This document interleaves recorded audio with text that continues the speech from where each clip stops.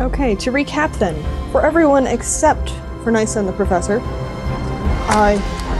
you were in a seedy, middle-of-nowhere tavern when a mysterious gypsy approached you with a letter from the town master of Barovia. You can see that here. His name is Kolyan Indirovic. At his behest, you headed to the town of Barovia, which was under a siege by a terrible monster, a demon of some kind, an evil so deadly that it's attacking everyone and they're terrified. You arrived at the gates of Barovia and walked through, only to have them close behind you. And then, a little while later, you found another letter, clutched in the hands of a dead villager. I think some of you can see that. Yep. When you arrived at the town, you found it deserted, and Themis and Istmagil, I think, broke down the door of one of the houses to find a family huddled within, terrified. That was me.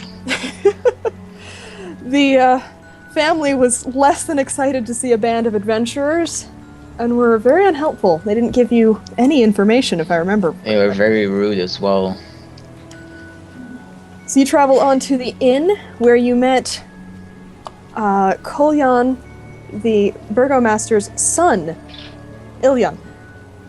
He was drunk, and he gave you the information that Kolyan has been dead for about a week now. The letter you received is a fake. The one you found in the dead villager's hand is the true one. Now, he left, marching off through the village, and you guys continued onward in search of a gypsy woman that you met in the tavern. Oh yeah, that was the adorable gypsy woman. Yes, I remember now. You crossed the bridge over the river, trekked through the woods a little bit longer, hearing some distant wolf calls, and then arrived at a fork in the road. There you were attacked by a group of very large, terrifying wolves, nothing like you'd ever seen. You managed to beat them back, barely injured at all. And then took the fork, headed for the gypsy camp that led down farther into the valley.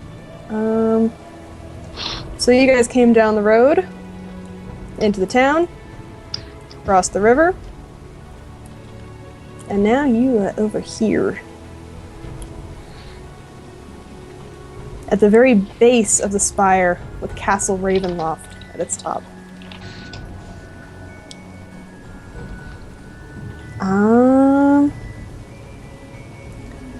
The other two of you, Nysa and Professor. Yes.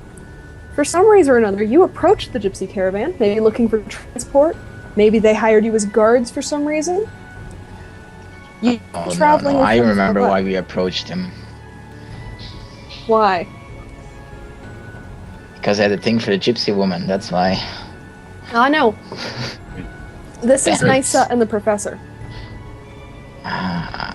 You traveled into Barovia with the gypsy caravan. They've been very friendly, gregarious. They've been telling you fantastical tales of the land of Barovia and its very, very grumpy denizens.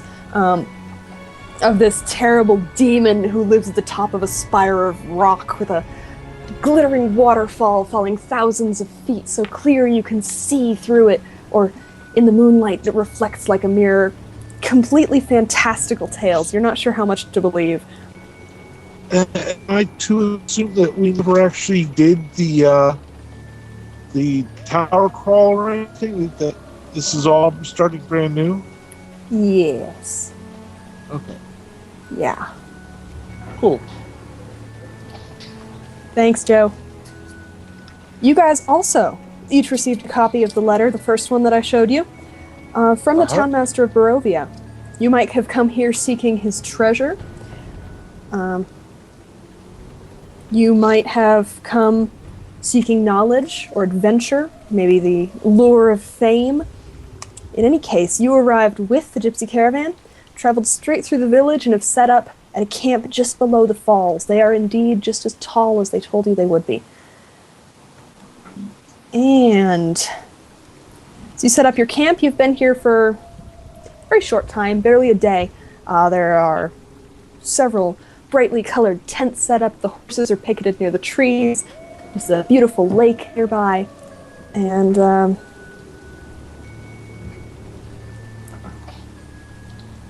another group has approached. You can hear the guards of the gypsy caravan hollering and greeting them, inviting them for drinks. As they come around a corner, you can see that they are another group of adventurers. Congratulations, guys, you've met. Can I be very weary of these people because I don't like new people? Oh no, new people are such a struggle, I guess. Yes, exactly. Well, if you look at the professor's picture, he looks exactly like that, but with maybe a little bit more gray in his hair. Tall, thin gentleman walks up to you, goes, "Salutations. I am Professor Albert von Schnitz. Who may I have the acquaintance of meeting?" Mr. McGill, he sort of raises an eyebrow and says, "Nice glasses." Shakes your hand. Well, thank you, sir. So I would like to approach the professor and shake his hand warmly and say, "Welcome, Professor Schmitten, Schmitz, Schintz, whatever. Von Schnitz. Von Schnitz. A night I see. Is that what kind of name is that, Professor? And what is your specialty?" Well, I study psionics, the powers of the mind. Oh, the powers of the mind. Oh, that's very Yes. scary, sir. I'll be stepping back now. Does Miguel actually look blue with purple hair? Yes. Yes, It's a he's variant he's a coloring moon on elf. moon elves. It's pretty normal coloring for moon elves, actually. Not all of those together at the same time, usually. Okay, the professor looks at you and pulls out this strange wand and starts scanning you, like going up and down you.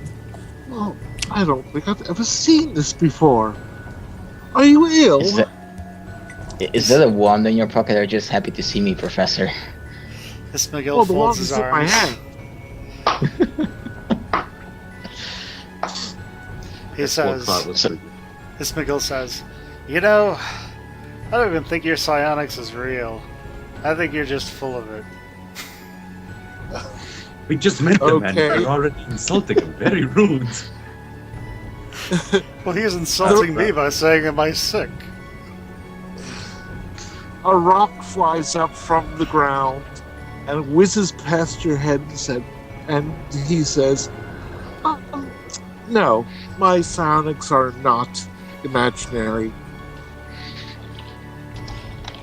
This McGill Witchcraft. This McGill uses prestidigitation and does the same thing, and he says, "Wow, so you're a wizard."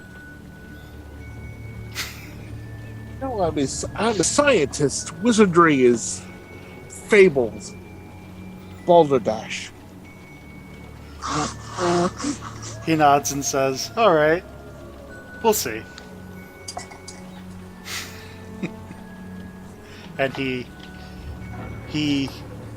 like pats the professor on the shoulder and says, "I've known many academics like yourself. We'll see how it goes. I'll watch your mind magic, and I guess you'll watch my actual magic."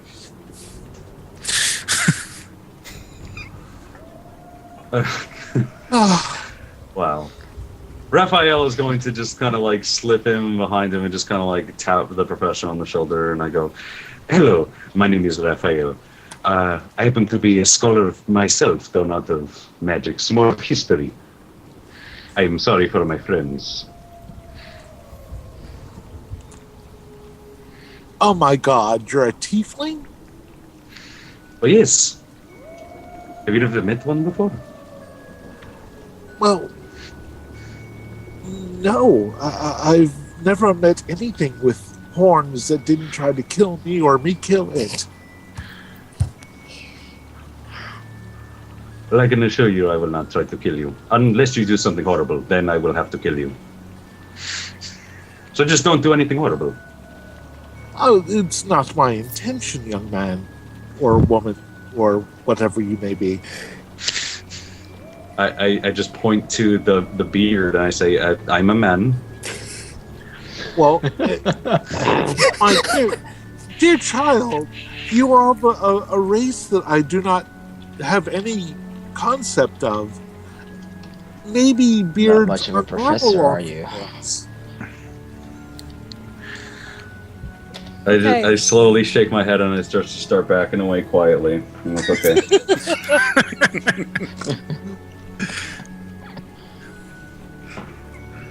Alright. I walk up to the professor.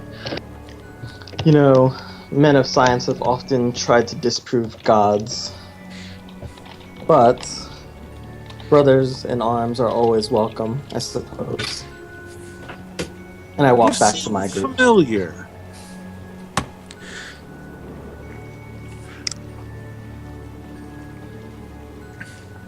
Huh. I would swear I've met you before. I've not traveled to these lands before. Huh. Must be something I watched with Psionoscope.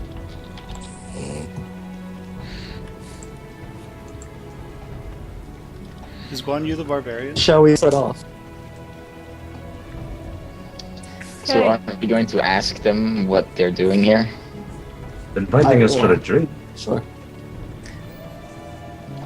Some of the male gypsies have been watching you guys from a fire ring set in the middle of the encampment. To give it a bit more description, dry, brittle grass rustles in the biting wind. On the far side of the clearing, colorful wagons are parked on the banks of the pool, which is very still and calm. The mournful strains of an accordion mix meekly with the moaning of the wind. There are brightly clad gypsies around the fire.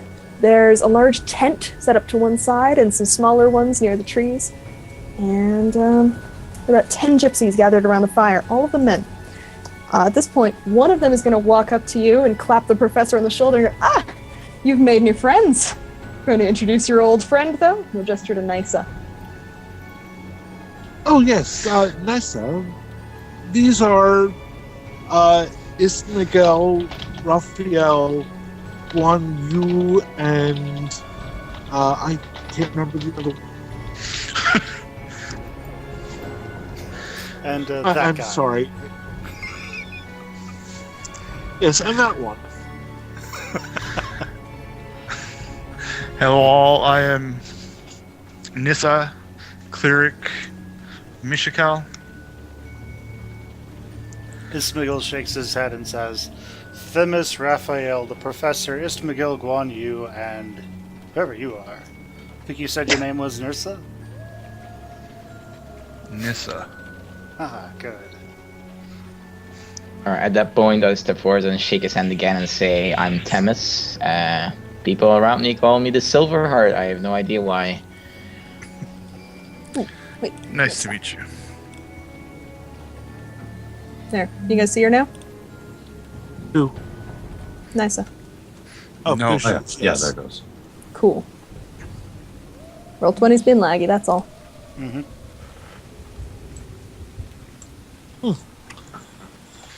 So, what brings you to this caravan? I myself am here to learn of the traditions and rituals of these people. Is that just to everybody? Yes, to everyone. Ismagil looks at you and he says, I need to get stronger so that one day we can retake Mithranor. So, the best way to do that is to come here and kill people who are evil. Well, thank you for making that distinction. Yes.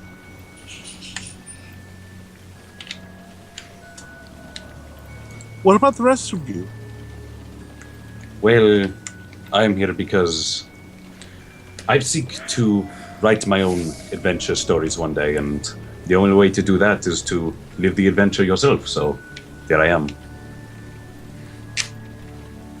And I'm just accompanying these people because I don't want them to die. And someone told me that there would be a lot of gold in it, and I have a tendency to spend gold on a regular basis. I divide it in small pouches, and I hand it out to random strangers that I meet. Yes, it's kind of a problem. The gypsies of the fire overhear this and just break down laughing, by the way. And I would just say that me giving out gold like this has led to very good situations, like meeting these gypsies. They were very nice to me. The gypsy lady has proposed to me in the meanwhile. Pretty sure that has happened. I still have my draft horse, right? With the cart and everything? Yes, you've been Okay. toting it around this whole time. Okay, good.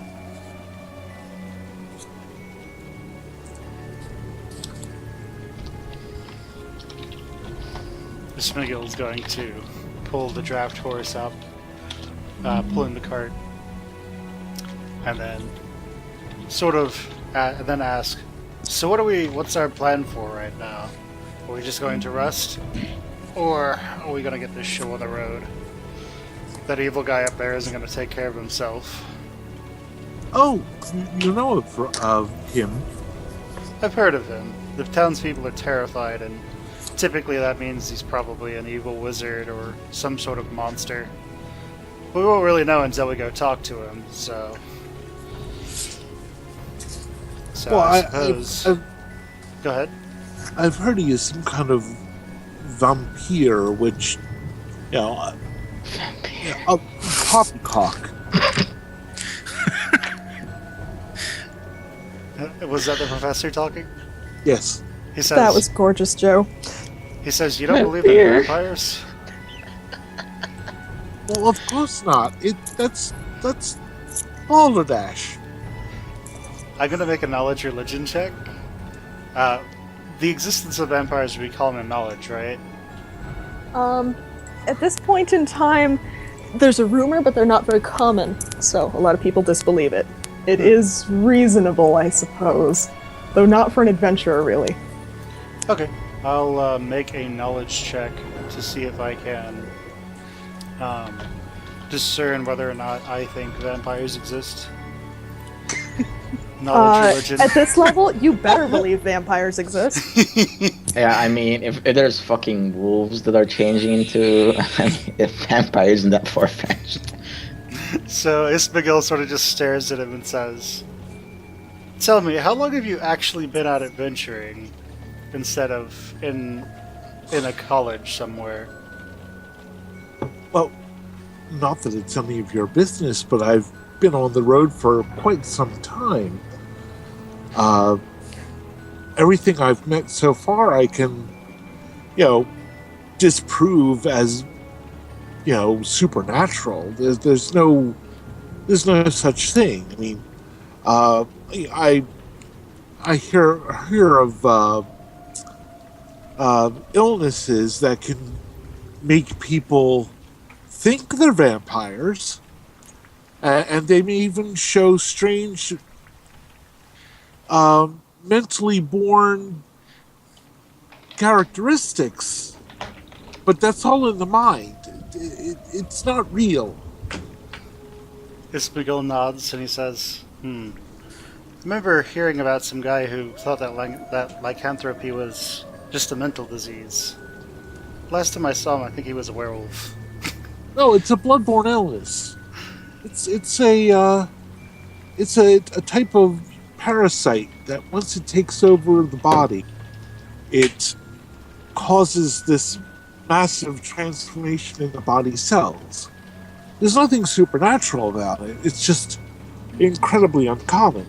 Like, as you say that, my character would just, stare at you and be very scared right now, because he's a bit of a hypochondriac. He believes he has all kinds of diseases. So he's going to look at you intently and he's going to approach you. He's going to take your hand and says, "Doctor, please heal me. I believe I am ill."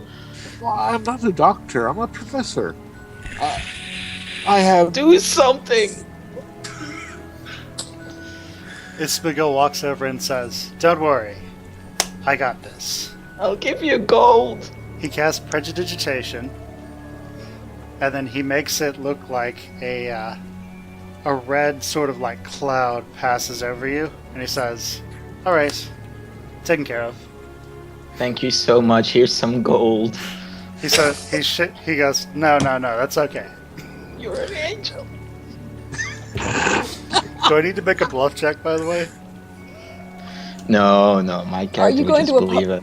Okay, good. Unless it's an opposed check. Also, Ismail looks at the professor and he says, "Well, let's hope you're right." So when we go up there and we find out that this guy isn't some sort of supernatural monstrosity like a ghoul or something, maybe he'll be easier to reason with.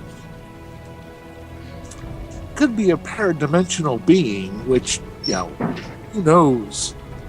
But I doubt he's more than just a mad scientist. Wait, so you don't believe in pirates, but you believe in creatures, other planes? Well, of course. Who wouldn't? Raphael walks away. Okay. At this point, Fennec, your female gypsy friend you were talking to earlier, ducks out of the large, brightly colored tent near the lake, sees all of you standing together and goes, "Oh, you're here. It was fated that you would visit this humble camp. It was foretold." As she walks out of the tent, I would just stand up, like, don my armor. I'm like, "Oh, I've been waiting for you all night." The sun's And I still out approach for the that. gypsy and I tell her what happened, that we met these people and I don't know who they are. And one of them told me that I have a disease and I'm very scared. You might want to...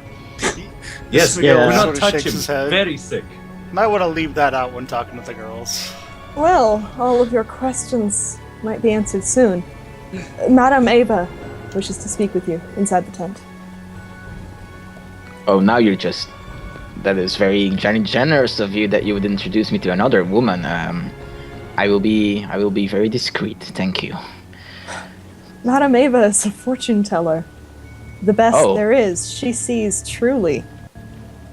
Oh, I see. I guess I misunderstood, ma'am. Let me just visit this seer of yours. Thank you so much.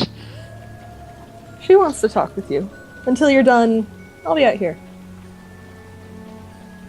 Alright, Does she want to talk just to you us wait. all, or I'll just be him? back in no time. That all of you, actually. Okay, Ismail's going to go in. I grab Themis by the back of his neck and start pushing him towards the tent.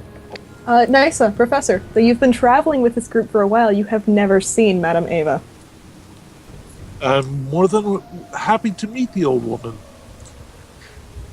I as well. Old woman. Show a little more respect, the madam.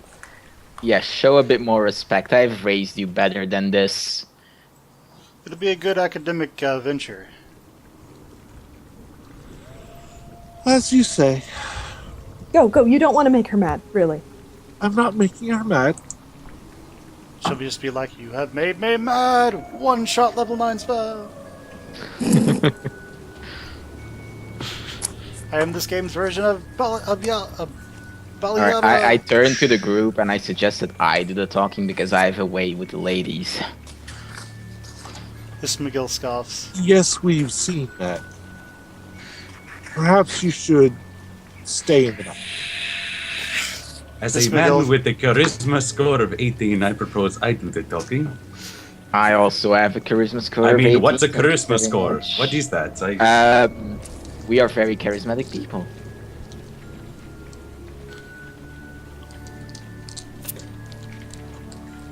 Alright, Ismail follows them in. Okay, then. He brushes back his purple hair as he does so.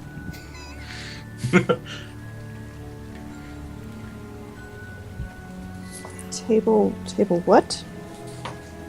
Ah, okay. 8, 4, and 4. Okay. Numbers. 8.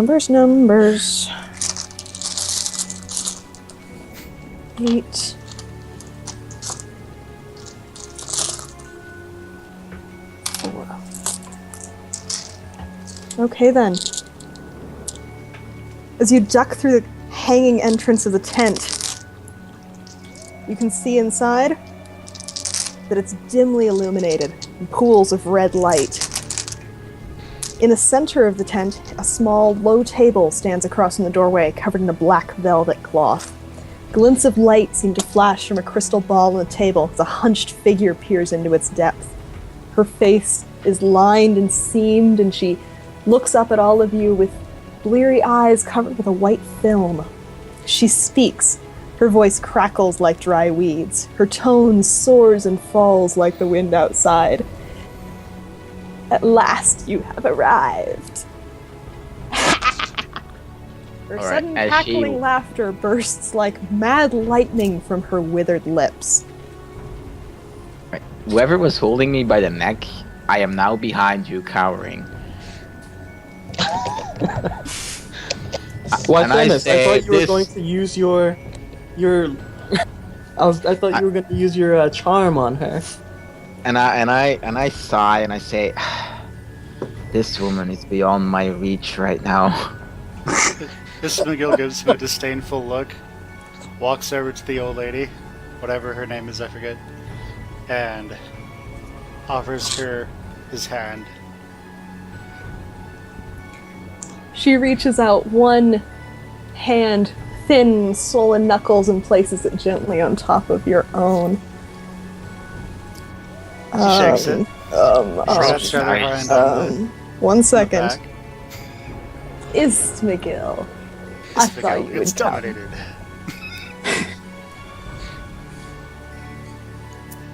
So far from your home and your kind. He shrugs.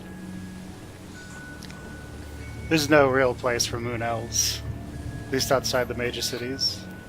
We were a race born for wandering, sort of like Egypt, sort of like your friends here. I spoke not of blood, but of your covenant. He nods. We are an eclectic group that wanders around. But maybe one of my other friends here would love to join our conversation here. He Are there lets her chairs hand. around the table? He lets her hand slip out of his. The table is low enough, there are cushions scattered along the floor around the table. Raphael's gonna take the cushion opposite of the creepy lady. I will take the cushion next to him. I'll sit next to her. I'll sit on the other side of her. Okay, good. I would like to sit in a position where I can easily reach the exit of the tent. Oh, I'm still holding Themis's neck, so he's gonna sit next to me. Oh no, I was standing behind you, man. I was scared. I was scared. I drag you forward, make you sit on the cushion next to me. Are Just you forget- afraid of me, Themis? I could hardly harm you. She holds up her thin hands. There are greater evils in this land than one old woman. And This What McGill is takes that? his seat somewhere. Someone opening a candy bar right now. my character will like very hesitantly approach the hand and like try and grasp it and then like shake as he does it. Like, yeah, I guess. Thank you so much. You hear bones cracking. And Is I that what would that say, sounds? can I please just sit here now?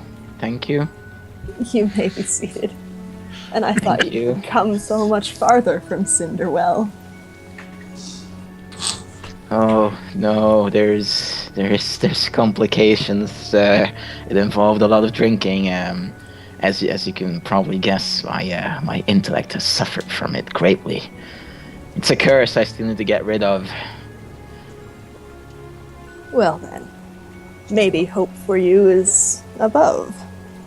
In these lands, all things are possible. Oh yes, I've heard, you wondrous old lady. I shall be very attentive when you explain these strange phenomena to us, and I will be seated right here to the closest exit. With your permission. Of course, of course. At that, the professor pulls out a book, and you can plainly see that the pages are blank, but he appears to be writing in it, and there are no words coming out. He's using that wand he used earlier to write, like a pen.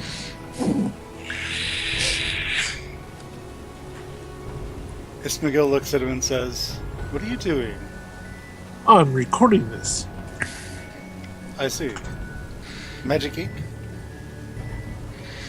What? No. Don't be silly. How do you read it? I look at it. Ah, I see. Do you not know there is power in paper and ink? Alright, I would like to whisper to the guy that was seated next to me and was holding me by the neck. It's witchcraft, I know it. And I look at him and just go, shh. She's going to kill us all. Well then, welcome. All of you, I saw your coming. Your fortunes have been intertwined. I can tell them for you if you wish. Or you may go your way without the burden of knowing your fates. Ismail looks her dead in the eyes and says, "Tell me what my fate is so I can challenge it." A brash one then. Well. And she holds up one hand imperiously, and a young girl, about 7, runs from the back of the tent and grabs the crystal ball very carefully and carries it off.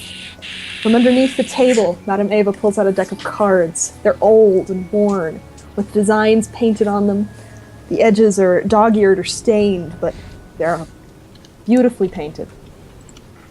Can I make an Arcana check or Arcane check to try and figure out what those are?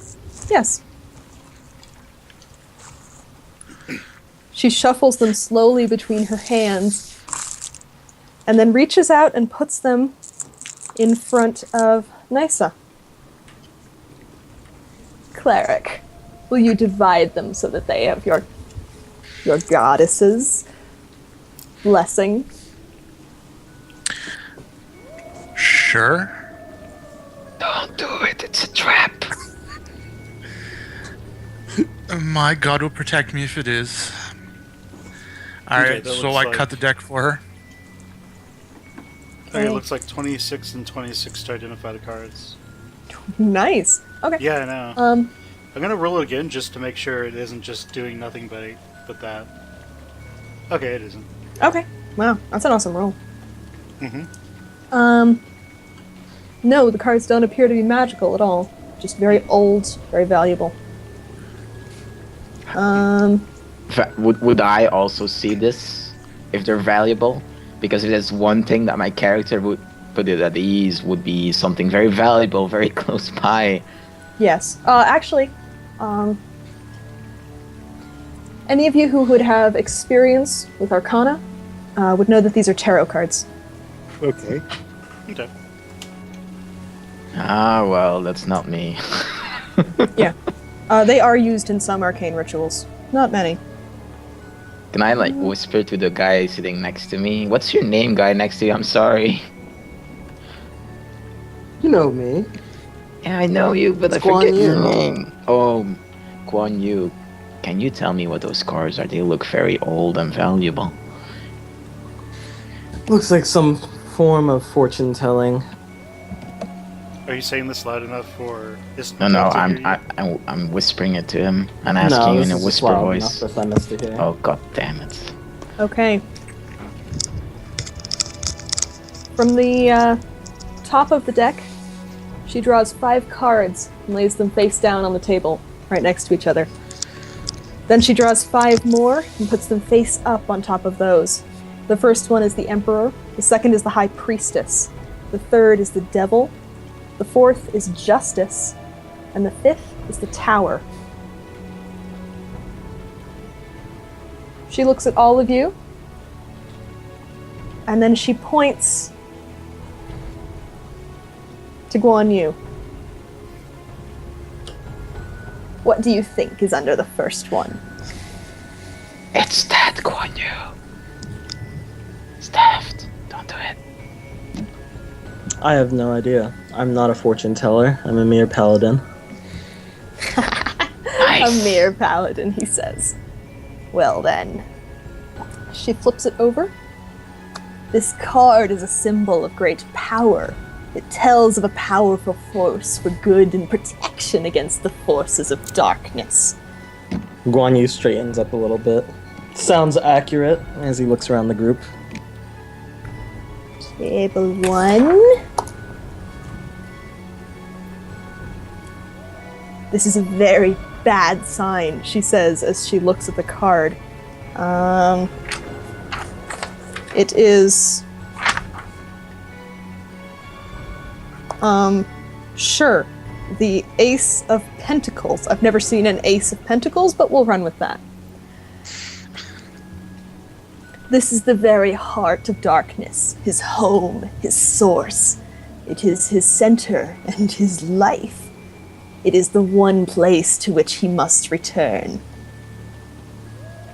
The pentacle blesses your skill there, but bodes poorly for your protection.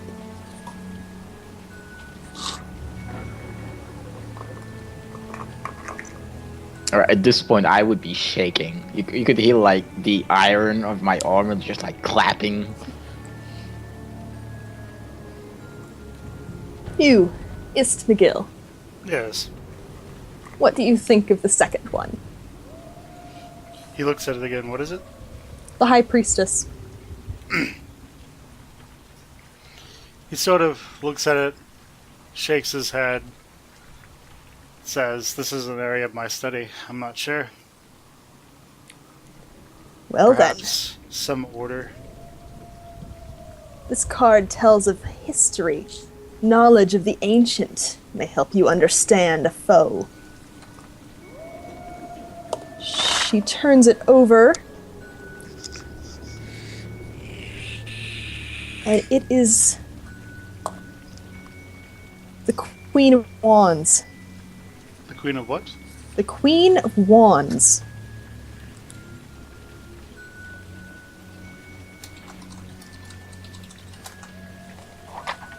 This history, yes, is in his mother's place.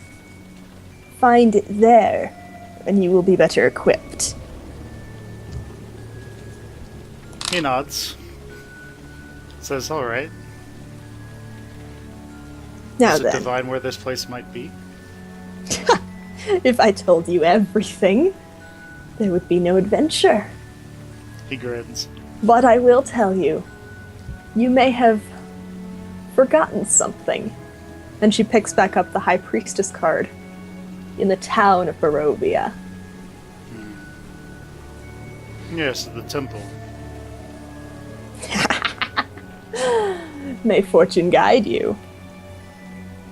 And Raphael, would you guess at the third card? Or claim ignorance like your fellows? Well, I'm hoping it's something good, but chances are it's something horrible in this town, so I'm going to go with horrible. No. This is something good. This is the object of your search.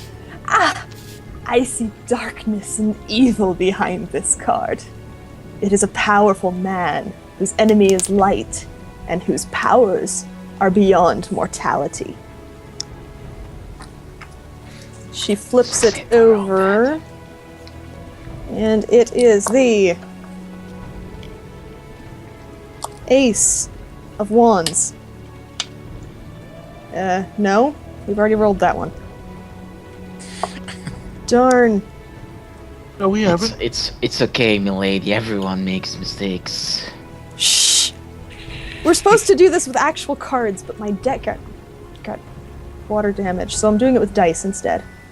It's the 5 of Pentacles. How about that? Oh no. The wolves are attacking. The Gypsy's I got know it this. was a trap. For this enemy, You should seek for a carefully hidden place of great worldly wealth. I see a blazing fire protecting the place.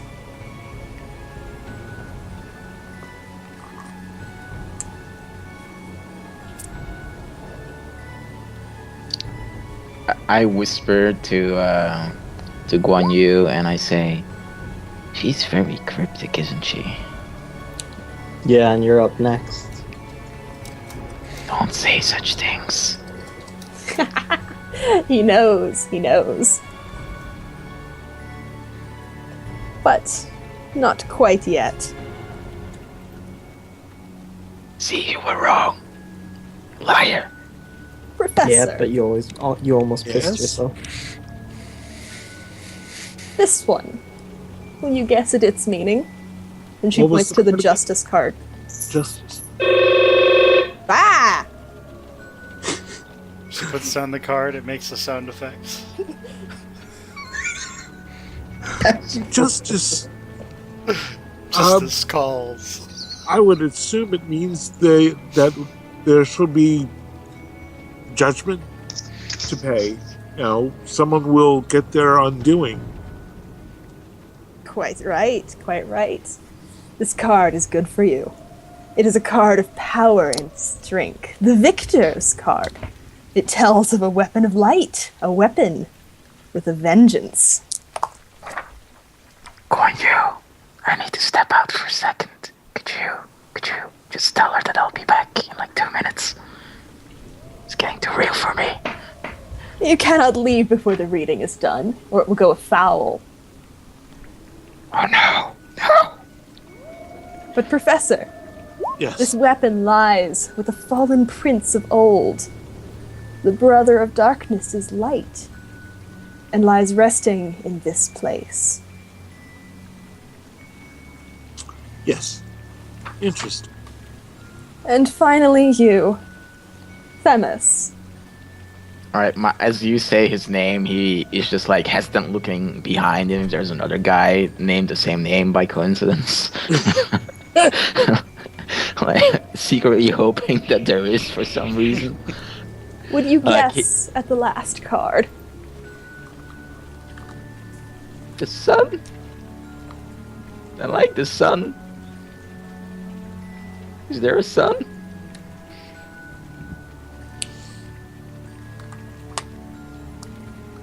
Is there a sun? Let's see.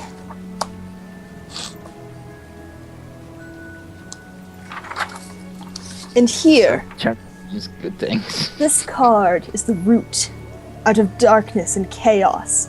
This card finds the reason and foundation for darkness and chaos. This card shows the purpose of all things. It is the key to life and death and else beyond. This card tells of a tool of evil. Darkness surrounds and protects this tool, giving comfort to black hearts and protection from good. To answer you, there is no sun in your future. If I gave you a bit of gold, would that change? I have no need of gold. Are you sure? Because I have it prepared in neat little packets. I could give you some. Just remember, no fortune telling is set in stone. Things may change. People may take unexpected actions. This tool that you speak of that gives comfort to black hearts. Do you think it's valuable? It is very valuable. How valuable would you say it is? To some, it is counted in gold or platinum. To others, it is invaluable. Worth more than life itself or death. I like platinum and gold. Yes, this is my fortune. You are right, old lady. I mean, honorable old lady. I shall make it my mission to retrieve this object of great power and sell it. The Smeagol Because stares that at is him. my fortune as foretold by you. I think one within your party may already have this item with them. Tell Or me that his name. might merely be rumor. One never knows. Right. He just takes like a little. Fate is calling.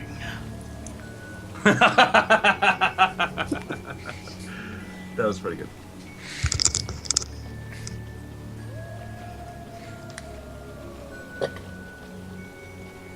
I'm just seeing this old woman with a Bluetooth earpiece. All right. So I'm busy. I just had a phone call. I'd be back in like 2 minutes. But as I move slightly away, I move a small pouch of gold and I say, "I'll be right back." And by that time, I am pretty sure there will be a name that you can give me. I'll be right back. Go, Wink, all of wink. you. I am done. This has tired me. The Smeagol takes the coin purse, puts it in his back pocket, and says, "I think she said Billy."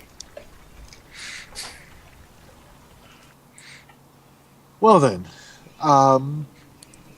it appears we have a quest, my friends. Yes, we may have a place to go. Perhaps That was we only 5 cards, by the way. That was only 5 cards, yes. Wasn't it supposed to be 6? Did I say 6? There are only supposed to be 5. Ah, okay. Emperor, High Priestess, Devil, Justice, and Tower.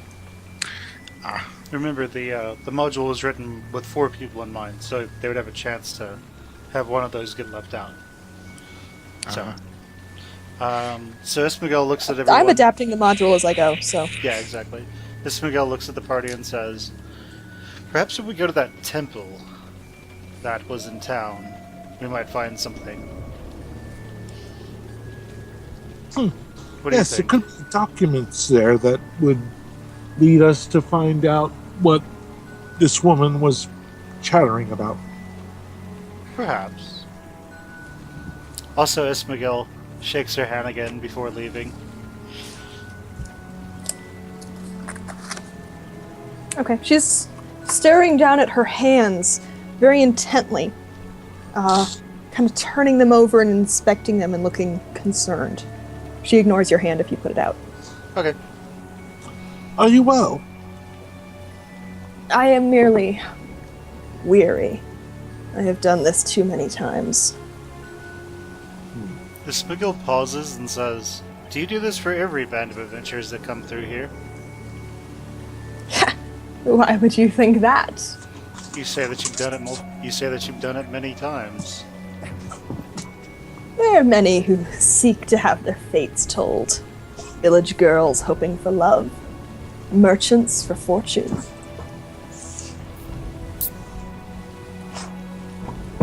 He looks at Raphael and says, "Tieflings looking for fame?" Not fame. I do not want to have my name attached to it. I just want people to have a good story. "Well, let's go get you a good story," he says, and he walks out of the tent. Okay. Outside the tent, afternoon is now falling, and I'm back. slanting rays of the sun shine weakly through the low-hanging clouds in the mist onto the waterfall. Onto the waterfall?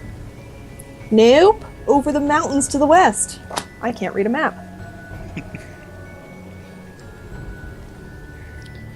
So we left the gypsy's tent, and did she take my gold? It's very important that I know.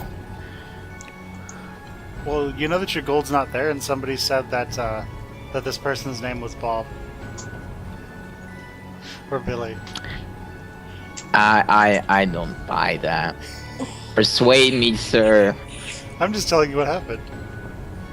Persuade me, damn it. Roll opposed, insight versus, what was it, deception? Bluff? Oh, insight? Yeah, Alright. deception. Okay. Where's my insight? Oh, there it is. Oh, that's terrible. 12. Or you are terrified by the mystical proceedings that happened in that tent. 4.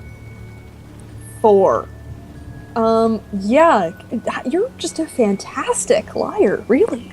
No, she totally said it was Billy. I totally didn't pocket the money. It's you. You have my item. You scheming sir. He holds out his Don't money use bag. dirty words here. He holds out your money back. You want it back? And I just give him like the sign with like my 2 fingers to my eyes and then back at him. I'll be watching you. If you don't want it, I'll take it. Oh, here you go. He tosses No, it I over. take the gold. Thank you. No, I take it.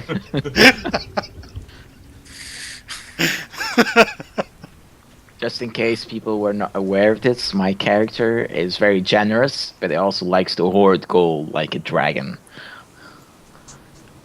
You are a very interesting paradox, then. Yes, I am. This McGill, he asks around the gypsies and he says, "Are we welcome to rest here for the night? Regain any resources if we're tired?" Our fire is welcome to you. We only ask that you share a song with us in exchange. Be warned, though, the nights are dark and many things wander in the woods. We could tell you quite a tale. Alright, this is the gypsy lady that's saying this, right? This is one of the gypsy men. Oh no, then I'm not as interested as I would be if the gypsy lady would be saying this. She's there too. Please. She's just watching right now. Oh, Please, alright. sir, Can I please. can I go sit next to her? Okay. Alright. Please, sir, if we are to stay the night, allow me to regale your people with wonderful tales of adventure. It's my specialty. Oh, new stories. We have a storyteller, boys. Come, join us by the fire. Drinks are on us.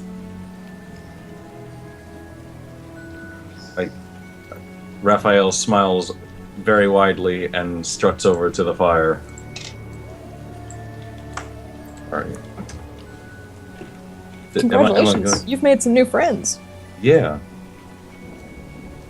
Several of the gypsies sitting around the fire have instruments. The woman you were talking to earlier, she has a little pipe, like a tin whistle. There's a guy with a fiddle. There's an accordion. Someone's got a pair of rhythm sticks or something. I don't know. Are there any instruments just laying around? There are none just laying around, but if you ask, there might be some. Yes, Camille's going to ask. He says, "I am also trained in performing, but I don't seem to have an instrument on me at the moment. Would you have any extras?" What kind are you looking for? We're gypsies. Masters of music. He nods and says, "Any that are around. Do you have any Spanish guitars?" Guitar? We have a guitar? And he walks over to one of the wagons and pulls one that was hanging on the side. Okay. This McGill sits next to the other gypsies, readies his pick, and gets ready to play harmony with them. Alright, as Okay. that happens, I would like to slightly and shyly just like sit closer to the gypsy woman and say hi. So weird. I'm just imagining now he just like sits down and turns, he's like, Gets him real close to her ear, goes, "Hey." You wanna see something really big? He's just shy, alright? Oh my god. Does she say anything back? She raises one eyebrow at you and then sets to playing her flute as Raphael begins. Roll perform for me, please. Oh god, I gotta roll. Can it just be amazing fun? You're a bard. You better Damn. have... Yeah, 33. You're fine. I start singing Ragnar the Red from Skyrim. It's amazing. Okay. What is this mythical place you speak Oh, of? that was a hero named Ragnar Your the Red. He came riding from my performance unto Ororikstead, and it goes on like that. In the Italian words. accent. Okay, I feel like he doesn't need to do the entire song. I feel like he needs to. Yep. Okay, your first performance is awe-inspiring. The gypsies are just flabbergasted. That was amazing. They cheer for you and Yeah. go on to sing for the evening. They share their meal with you and offer you a portion of the meadow to set up tents or whatever you have on you. They offer you food for your horse as well. What about the gypsy lady?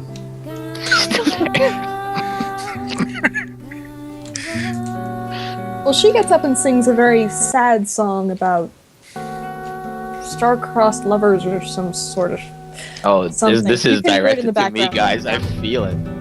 Can I do like an inside check to see if this is directed at me?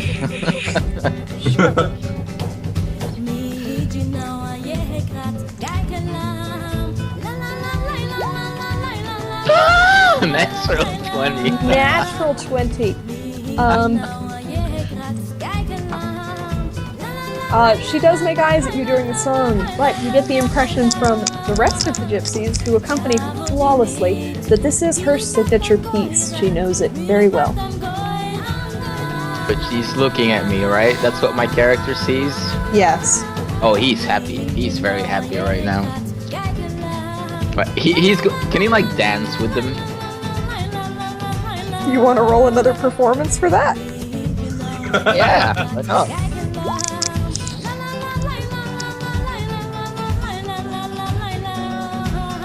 Okay. Yeah, you dance pretty well.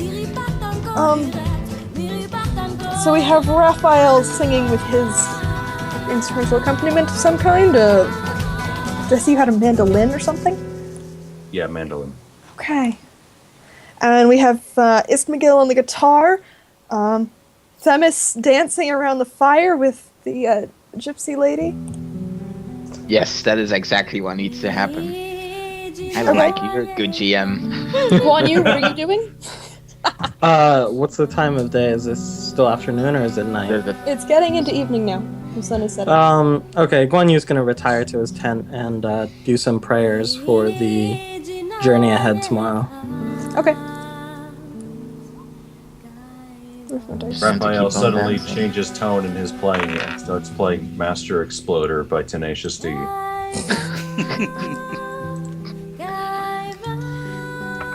Percentage dice. Where are my percentage dice? There we go.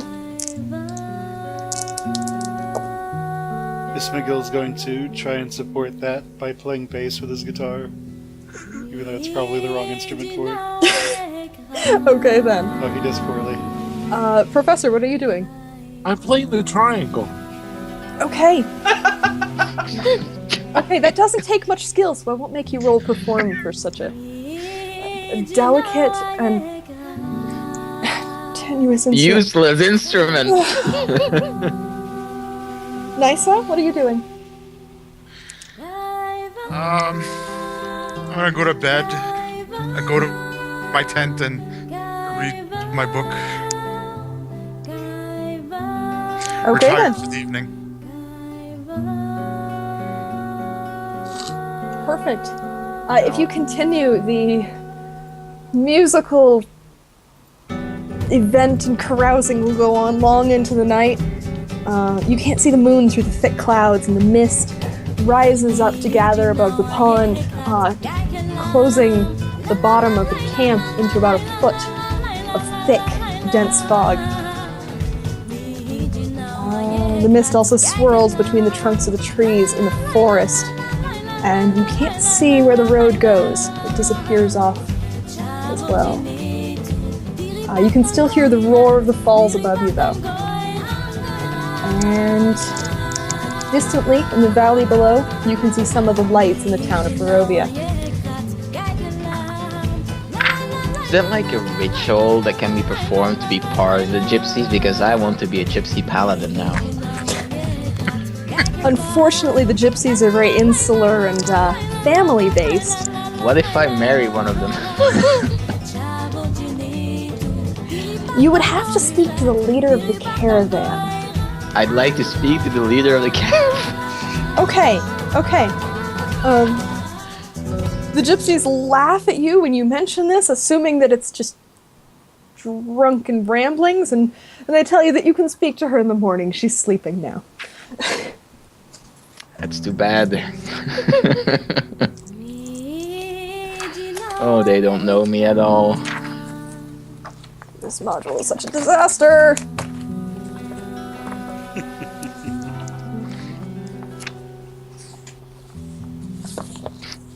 Out of character. Did we I lose was our going to barbarian? ask something. but Out of it's character, what? just- Did we lose our barbarian? Yes. Yes, he's got like a real job now. Okay. Oh yeah, by the way, out of character as well, I wanted to respec my character because I made some mistakes in the original one, so I made some adjustments to it. So it's not really a tank anymore, it's more of a brawler, but you can still tank, so... If it Okay. needs to. Oh yeah, I also respect my character. I'm now a halfling bard with purple hair. No. It's still Yeah. the same character. Yeah. Let's just all become bards. I actually did that once. We actually played a group of bards. It was hysterical. We died after like a week of playing. Okay, something's gonna happen, but I need some more to drink. Some orange juice. So, take a 10-minute break, guys. Okay. I Sounds need some more of good. those screwdrivers. Alright, I'll just wait until this lady wakes up so I can talk to her. Okay, then. You're just gonna sit there and look at her like. No, She's no, sitting I'm there not at, like, the agreeing, foot of man. her I'll bed, just like- sit outside the tent and wait. Okay. Like a real gentleman, I'll alright? be right back, guys. Such a puppy. Guys are just jealous that I have so much luck with the ladies in this camp.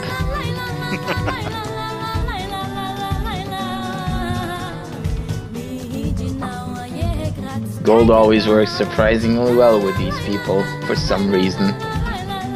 I keep forgetting that you're a paladin. I keep thinking you're like a rogue. That's the beauty of 5th edition, you can do whatever you want as a paladin now. Except break your vows. But you can actually also break those, but that's not fun.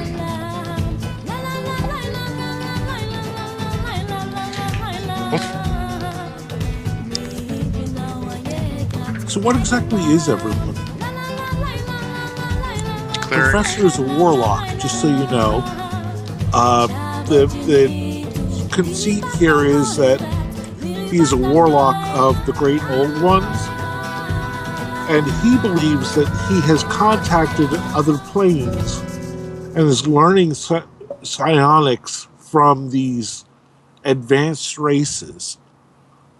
So that's why he's completely insane. But that's the whole concept. He's a little bit derivative of Doctor Who in the fact that he has a psionic screwdriver. Wait, he's Which a is- screwdriver? It's his wand. His wand is a psionic Oh. screwdriver. I like that. Puns. Like, Well, my character is just a paladin that had some unfortunate circumstances happen to him, and then he almost drank himself to death and had some permanent effects that are still lingering. But I am pretty sure that it'll soon get rid of him. Okay. Raphael is a tiefling who was raised by 2 gnomes who adopted him. And he learned how to be a bard from his pappy. Okay. And he's just wanted to be a great, like, adventurer and storyteller. So do the gnomes have an accent too? Of course. Where do you think he got it? That's what I meant. Like... Awesome. If you guys want the background story to my character, hold on, I'll give it to you. One used Death Paladin. Very serious. Strictly here just to quell the evil that's in the land. Ismagil's Knight of Intranor. He's mostly here to try and find more and more power so they can retake the city. If you can find a way to align it with Kalimvor's view of life and death, then you could probably get Guan Yu on board with helping you. Well, there are lots of undead in the city, most likely. We could all get together and wipe them out. There might also be a hive of necromancers right now.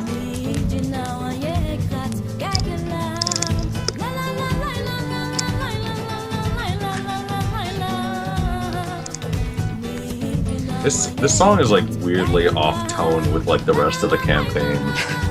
No, it's gypsy. Man, it's a gypsy song. This is a gypsy camp. Sorry. You are insulting It's like my future it's wife dark. to be, man. We're in the middle of a dark, dreary valley. It's like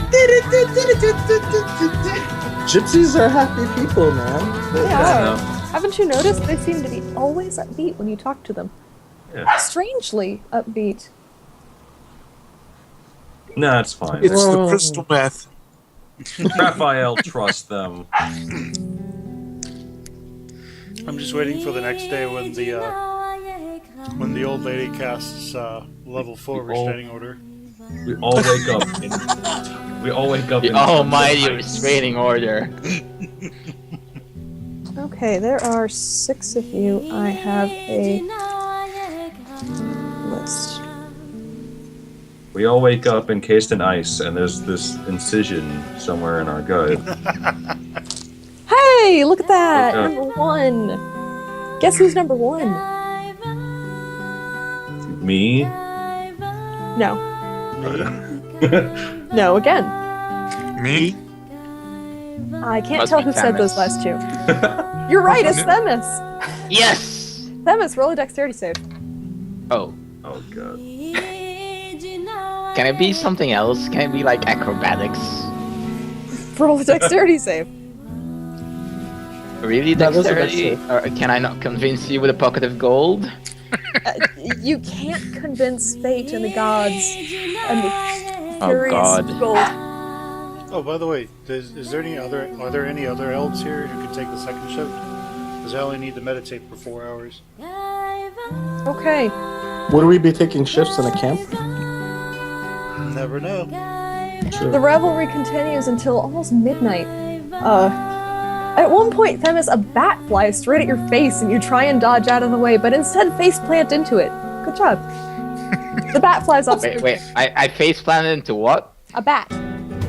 Oh god, I don't like bats. What do you like? They've been my nemesis ever Obviously. since I fell into that well. Wait a second.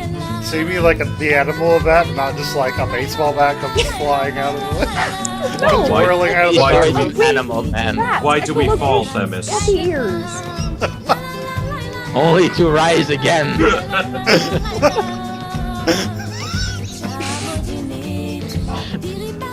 Batman reference to D&D. Alright, so this bat, I face plant into this bat, I like freak out, I just freak out, I'm like, guys, there's something here, and it just hit me in the face. Sad part is the bats were embarrassed. that you- Please, don't.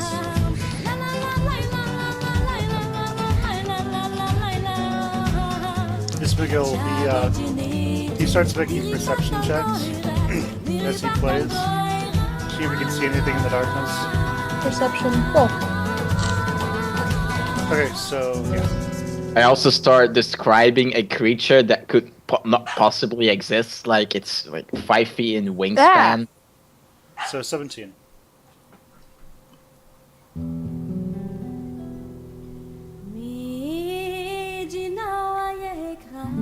I also tell him it's coming for me, it wants my blood. Okay. Ismagil, the gypsies have been coming and going throughout the night. You know there are more than 10 of them here, but you notice that one gypsy in particular is missing. The very gregarious one who was first talking to you when you arrived.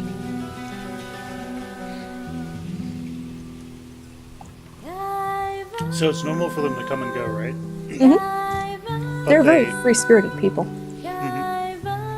but they tend to like come back in after a shorter time frame, like 5-10 minutes? Usually, yeah. Mr. McGill, he's going to stop playing. He's going to lean over to the gypsy to his left, and he's going to say over the music, say just loud enough for that gypsy to hear it. One of your friends has been gone for an extremely long time. Who? Who are you talking about? Come now, keep playing! He strums his guitar to keep in with tune, but he says, the gregarious one. Gregor! He Yes. must mean Gregor. He Probably comes and Gregor. goes as he will. He likes to take walks in the woods. He isn't sick or anything, right? I understand the sentiment of walking in the woods. Sick? Immediately in the head. There are dangerous things in these woods.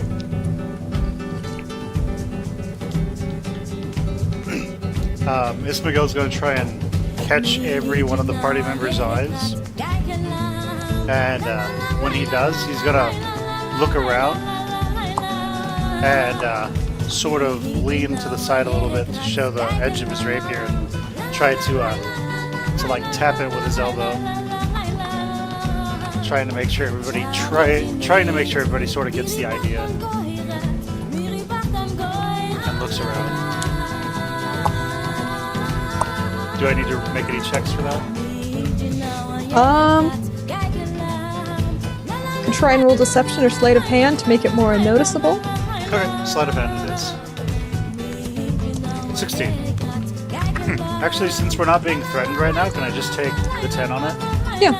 It'll take Okay, you about 24. half an hour to make sure that all of your teammates have seen this. Okay, 24. If I take 10. Super sneaky. Okay then. Well, Any reactions from the rest of the party? I think 2 of us are in our tents. 2 of you Yeah. are in your tents. I'm just still spooked by the fact that a bat just face planted into me. I apologize, I missed this conversation. When Raphael sees you tap the rapier, his smile gets really big and he puts down the mandolin and stops playing. Gets really serious. He says, I see. You wish to duel! And he pulls out his rapier. Come at me then! Come at me, bro. Miss Okay. McGill, he slowly stops playing, strumming, and then strumming. He sort of leans back, and he gives you this really silly look. He looks at everybody else and he says, Yes, that was totally what I wanted to do. He stands up, and he dramatically pulls out his rapier, walks up to you, holding it up at a slight angle, walks and leans up to you and says, So, a perform fight then? Give them a good show. I think we're being watched. There might be something out there, so keep your weapon ready. As he says that we're being watched, I just look at him with a very attentive look and say, is it the old lady? I say, I don't know, but one of the gypsies is gone. And then he grabs him by the collar and says, How dare you say that about moon elves? He leans back in. Okay, one of the gypsies gonna lean forward and go, what kind of sword duel is this? He turns and says, We're currently talking about the rules and stuff.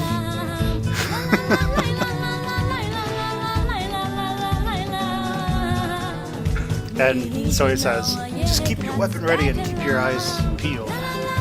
We gotta roll right. anything to pretend the sword fight really well. Yeah, I'll have you each roll performance. Just see if anything terrible happens. All of Miss us? McGill, he takes a few steps back and says, Very well then, to first blood. Wow. Oh my gosh. Okay. Okay, because of that nat 20, I'm going to give Istamagil advantage. You are such a deft leader in this dance of swords that you help lead him through the steps that he stumblingly does and artfully dodge out of the way of his misplaced blows that might have killed you otherwise. I just didn't see that log, that's all. It is indeed a very good show. I end the duel with like putting like the tip of my rapier where his handle is and just like flinging it into the air so it like lands in the grass. It lands in a gypsy. Yeah. Let's not kill the gypsies, guys. You still need to get out of here. Yeah, it lands hilt upward next to the fire, waving slightly, dramatically. The gypsies ooh and ah and cheer. Or snap their fingers or whatever it is they do. They're gypsies. Anyway, both of you had rolled dexterity saves. Okay. Oh. Okay. Do I and the other person in the tent, should we roll for hearing this fight? Sure. Oh, gosh. Good job. I know, right? Oh. Do I have advantage on that? Rolled twice for some reason.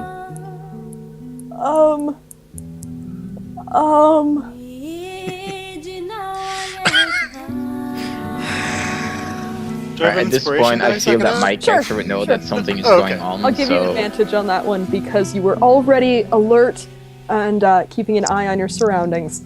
Okay. Wow, that is a 1 and a 20. Okay. Yeah, and I rolled another 20 to give you advantage. So,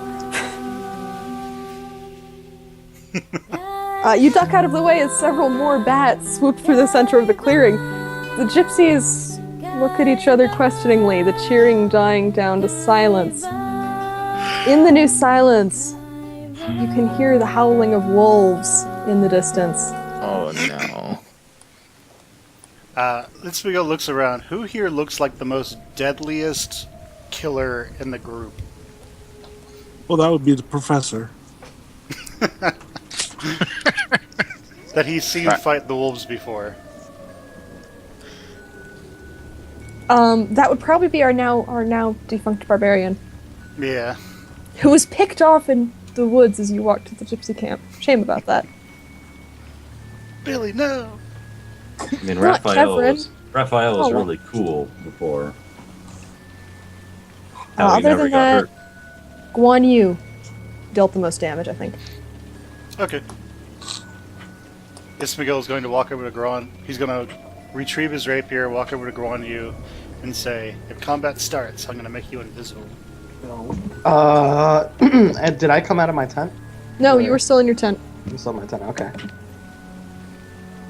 Okay, he doesn't walk over there, because that he might walk into something he doesn't want to see. Okay. So, Ismagil's going to look around. Does he think the howling is getting closer to them, or is it staying at bay? The howling seems to have stopped now. It was on the ridge above you. Now it's silent. Never really all that good of a sign. Ismagil, he walks over to the other people who are out here and his team, and he whispers, stay close. Alright, my character would just stay as close as he possibly could. Like, uncomfortably close. Gosh. How did you get named the Silver Heart? I'm It's really all part of wondering. the curse. It's all part of the curse. So who is actually awake right now and, like, outside? The professor is. About to ask. Okay, the professor is. Okay. Professor Themis and Ismagil. Raphael. Yeah. Yeah, Raphael's out there too. I think Missy is. Guan Yu is in, the wolves! Guan Yu is in his tent, a nice size in hers, correct? Yeah. Yes. Okay. Perfect. Just a question. If I have been dancing, I would have put away my plate mail, I assume. Were you gonna dance in your plate mail? I don't know. Maybe. I've worn plate mail. You do not have the ability to dance in any way, shape, or form. All right, How good is there? I'll just be surprised then as this is happening, and I won't be able to fit in my full plate, so I'll be at a disadvantage. And instead of that, I'll just carry my great sword because I don't have time to suit up. That's Themis, right? Yes. Okay. Okay then. All of you are wary, watching the dark woods around you, mist swirling between the trees. And then you hear the wolf howl again. This time, it's just on the other side of the creek. The gypsies all start and look at each other and start packing up. Ismagil is going to cast Minor Illusion. I think it's concentration. He's going to have it make it look like... Is it only a 5-foot square? Yes, 5-foot cube. Okay. He's going to make it look like where he's standing is just a pillar of stone. Or a tree branch. Not a tree branch, like a really large tree trunk. He's going to put away his rapier, pull out his longbow, get an arrow ready, and ready in action to shoot the first wolf that comes out of the forest. Okay, Guan Yu, you hear the unnatural silence outside of your tent. Awesome. I come out to investigate. Okay then. All right. As a preparation, I would like to cast. Are we in combat yet? Not right. Not yet. So when you All come right. out of I your would just tent- like to Okay. prepare an action to Yeah, nice that you cast here this too. as soon as we go into combat. Guan Yu, when you come out of your tent, a tree trunk says, "Wolves are about. Get ready to fight." Alright, awesome. I have my glaive with me and I enter a battle-ready stance as I look around the surrounding forest. Okay, Themis, who are you going to choose for Beacon of Hope? Anyone that is within range, which is 30 feet. 30 feet So it also is. including the gypsies, anyone that's around me within 30 feet. Actually, Ismagil, is greater invisibility a touch spell? Yes, invisibility is a touch spell. Either way. Okay. So, actually, what Ismagil is going to do is he's going to go to a tree, climb up it, about 5 feet up. He's going to tell Guan Yu, come stand under the tree. And when the wolves come out, I'm going to cast greater invisibility on you, and then just shoot at them from here. Guys, I gotta be right back. I gotta help my family bring some things in. Okay. Sure. Do I need to make a check to climb part way up a tree? Yes. Acrobatics? It's higher than 10 feet. Just athletics to climb. Okay. Athletics. 5. Wow. Can I attempt to push him up the tree? Wait, let me see if I can use any items for this. Let's see. Gear. My gargantuan thing of gear. So I throw a grappling hook up there with a rope attached to it that I put knots in. And Oh there, cowboy. does that make it to where the 5 can do it? Yes. Okay. Can I be radiating like a bright light in this darkness? I just want to look cool to the gypsies. I mean, I Beacon think of that Hope ship sounds has pretty already lightish. It must be, come on. Come on. Come on. You know you want to. I gave you some gold. Want some gold? The GM doesn't respond to gold, unfortunately. Unless it's actual gold, at which point probably. Alright, you know what? You know what? I'll just cast this instead then. That's better. Is anybody going to use a ranged weapon? Yeah, I am. I will when the moment is right. I would recommend climbing up the tree after Ismagil. Tree. Okay. So...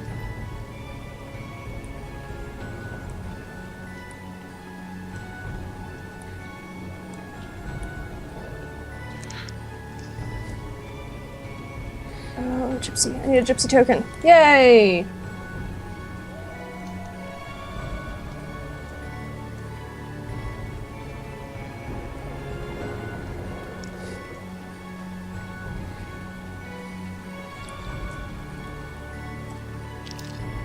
Okay, and then... okay. Also, I probably need to reload, so be right back.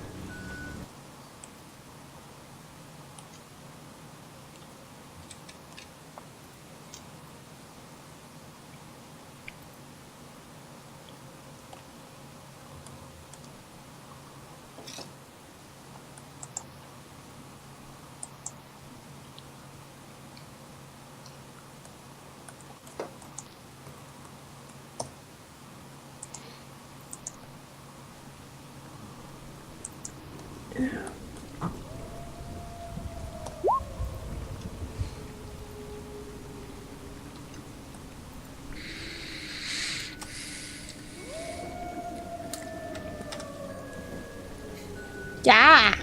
Okie dokie then. That's massive.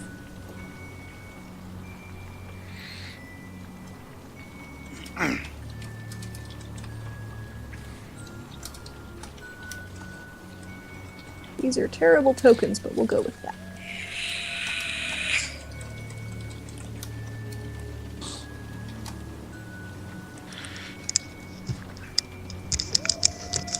Sure. Whatever.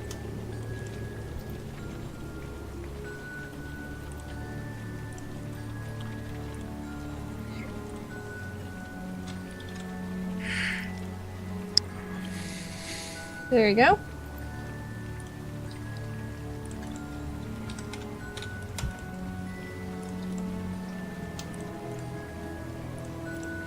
Okay, so I assume this McGill's in this tree over here, 10 feet up.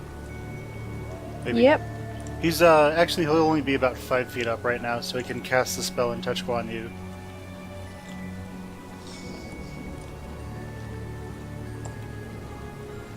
Or is Guan Yu gonna climb partially way up the rope? I have a range attack, so I could climb up, but I'm in plate, so I probably wouldn't.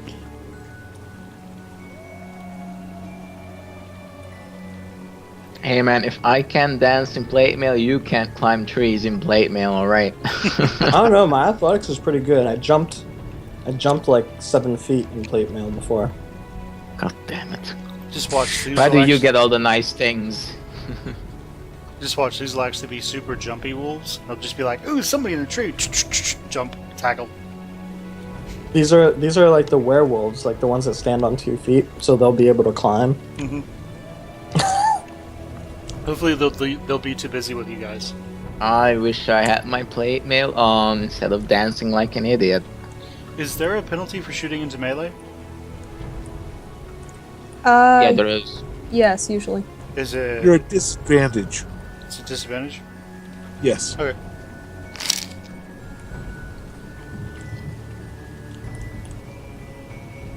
There you go, you guys. Distribute yourselves as you will. There's the fireplace in the middle. Adam have his large tent.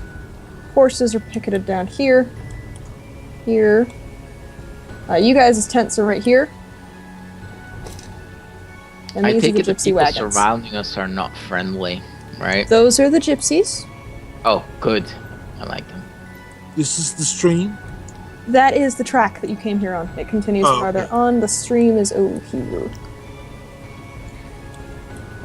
No, but the sheer size and number of NPCs that might be helping us, this is going to be an epic battle, guys. Who said the gypsies are going to help us? Okay, No, I know. They wouldn't leave their best friend behind. Yeah, because gypsies are known for the loyalty. Oh. To other gypsies, absolutely. It's to non-gypsies that they have no real loyalty. And Right. we're not gypsies. Well, Exactly. technically, I expressed my desire to become a gypsy, so I'm pretty sure these people would help me. Thank you. You can say this later. I think they're all Okay. freaked out by you, actually. Where are the Oh, wolves? Where did the wolf calling come from? Or the Last you heard, it was coming from the other side of the stream. Oh, so I still have time to actually put on my plate mail? Maybe it takes you minutes, right? It takes you 10 minutes to put on plate mail. And you need help. That's Is there any chance I can convince the gypsies to not freak out for another 10 minutes? Technically, I if have you fire and I'm surrounded by gypsies with weapons. Are they attacking? technically if you get 10 gypsies to help you with your plate mail, it would only take you 1 minute. Can I, like, persuade these gypsies to help me put me in my armor? Butterflies. Like, really? Butterflies? Okay. You know, I want to convince them to help me with my armor. Alright, I would like to address all the gypsies that are currently freaking out. There is no need to panic. I am Themis, they call me the Silverheart, and I am here to save all of you. I just require you to help me put me in my plate mail, because things go very bad if I am not in plate mail. Are you guys willing to help? And then I just, like, persuasion. Persuasion? Wow. They look at each other and one of them comes over to help you with your plate armor. The rest of them are very quickly packing up everything in the campsite. Oh dear, it's not good, guys. You're down to 5 minutes. One person helping you cuts it in half. Hey, Tiefling. Could you help me out? Raphael is currently walking around with the gypsies, helping them in any way he can. Okay. They give you nods, but they don't seem keen on communicating right now. I'm sorry, what is this? Dad! I thought that was on... Do it, the large circle thing? Yeah. Oh, that's Madame Ava's tent. Oh. She has a my. really big tent. Oh no, they're going to kill Madame Ava! We must Yeah, hurry! I'm running over here. I'm still equipping my armor.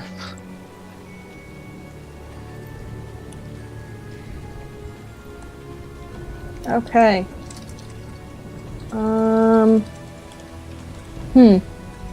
I actually need a bigger map. My map is not big enough.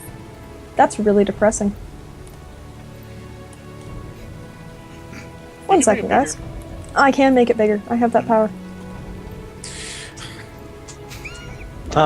So I see the professor run over to the other side of the road, and he's yelling about Madame Ava, and I look up into the tree, and I go, should we pursue? I suppose if you want to. I'm gonna stay here and cover you guys. What's the... Alright, out of game. What's the range of your weapon, because if we're on the other side of the road. 150 feet to 600 feet. Okay, nice. Alright, so you're good then. Oh yeah.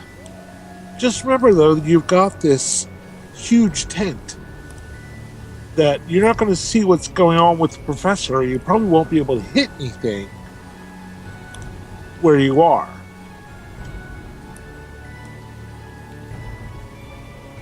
Maybe.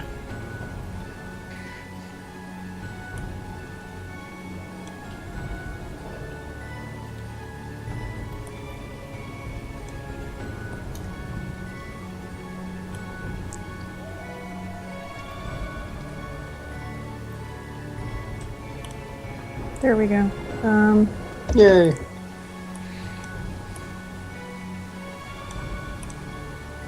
That should have everybody in roughly the same place as they were a minute ago? Yep. Mhm. Yep. Okay, any more map then? Because there's no room for trees.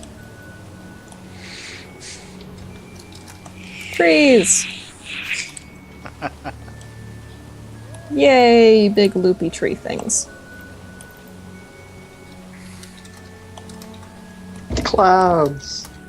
Like they've fallen to earth in all their green glory.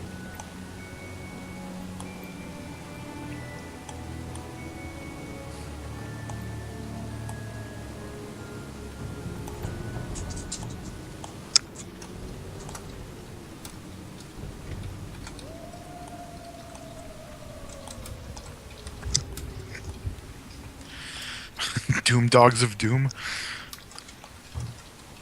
Okay, there's a large pool here. Then it feeds down into a stream. Going this way.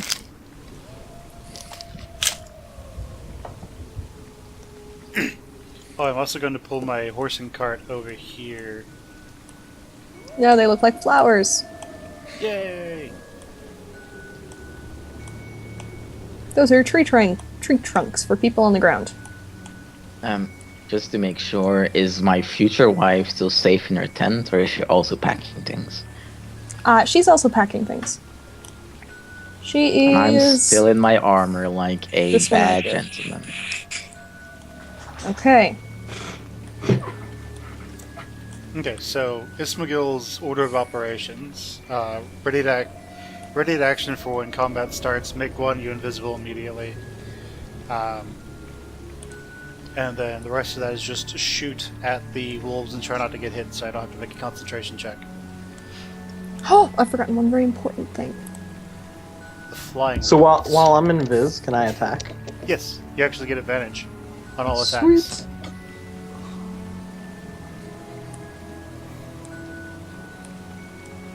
I could give you haste to give you a bonus to hit and an extra attack per round, or I could make you invisible, and you would just get advantage on all attacks. I think the advantage Nice. is probably better. I think advantage is probably better, yeah, for me. Mm-hmm. Pretty sure an extra attack is also pretty decent. Yeah, but if I get a crit, I can swing for like 100 something. Uploading. seeing as how- We go fight the end boss. It's over in one round. Invisible Timus just runs over. He's like, an invisible Guan Yu just runs over. He's like, bitches! One shot. I don't know, man. Last time we swung for like 150 and like we couldn't kill those wolves like in a single turn. How many numbers? It's like the Okay. wolf looks at you, bleeding all over, and I'm like, I remember being bitten a lot in that fight. I remember your character not being fully like level 12 or something. Oh yes, right, yes, right. I remember that too. So if you have invisibility on you, all attacks against you have disadvantage as well. Perfect. Doesn't attacking break invisibility though? Yeah. It's greater invisibility. So it lasts. I'm also not the one maintaining concentration, so I don't need That's to right. be worried about getting hit. That's right, you can get fucked up. Yeah, and it doesn't matter as long as you're in the tree.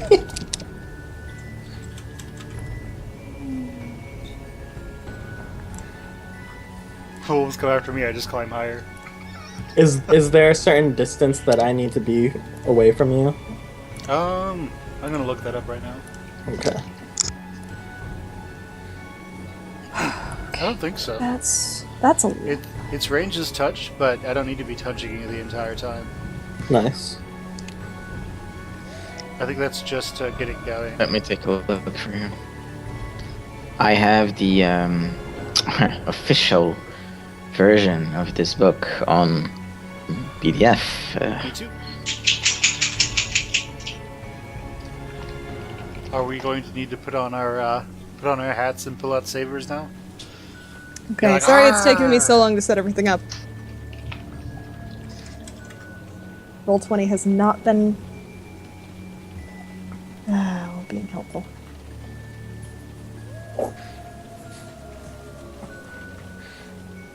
Okay, 1, 2, 3, 4, 5. No, that's 5. Oh wait! I think I might be able to make multiple people invisible with greater invisibility. It's a concentration spell. I know if I use it at higher levels. Yes. Yes, you can. You have to have all of them there at the same time, though. Yeah.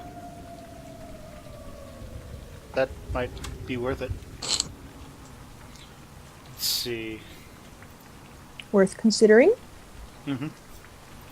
Okay, then. So first, Ismagil's going to make a stealth check as well. He's going to pull up his hood and make a stealth check while in the trees. There's so many papers. This module is such a disaster.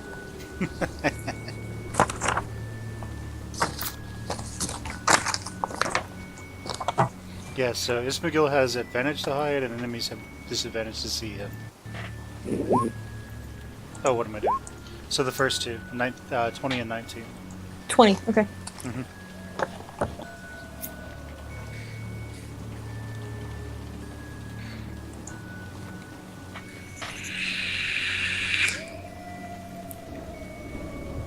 So Ismagil, he calls over to Nissa and says, "Come over here, and I'll make you invisible as well." Okay. What spell level was this? Yeah, so Greater Invisibility is a level 4 spell. So I think with a level 6 spell, I can make 3 people invisible. Make yourself invisible. Yeah, I know. Level 6? Yeah, it's a level 4 spell, so I think if I turn it into a level 6 spell, but let's check. What level are you guys? We're level 12. 12? Yeah. Why? What are you? I'm 7. I didn't alright. tell you? You were supposed to No. level up your character to 12. You? Okay, I will It's do alright. Um, you should do that! Like, immediately. that. Yeah, that's... That's my- fine, guys. I got this. Yeah, at Goodness. the very beginning of combat, Ismagil will use his level 6 spell slot to make himself, Nissa, and Guan Yu all invisible. Yes, The all duration of for you that run away. is up to 1 hour. And then we'll basically just plink these things to death. Blink of the head. 1 hour. Look, Yeah, it's concentration, up to 1 hour. Well, Greater Invisibility might be different. It says here that greater invisibility only lasts for... Where is it? 1 minute. Yeah, I'm looking at invisibility right now. 1 minute would be 10 rounds. So. Yep, so up to 1 minute. So we have 10 rounds to kill everything before the dog rape begins. Don't worry, Did you guys. say I have doggy combos in style? mind. By this time, would you reckon that my character has put his armor on, or do I need to start persuading more gypsies to help me? Yeah, you've gotten your armor on at this point. Damn right. Okay, then. Okay, then. I can work with that. Well, actually, I don't see any notation for using higher spell slots with greater invisibility. Yeah, it only works on one person. Okay, then I'll use it on Guan Yu.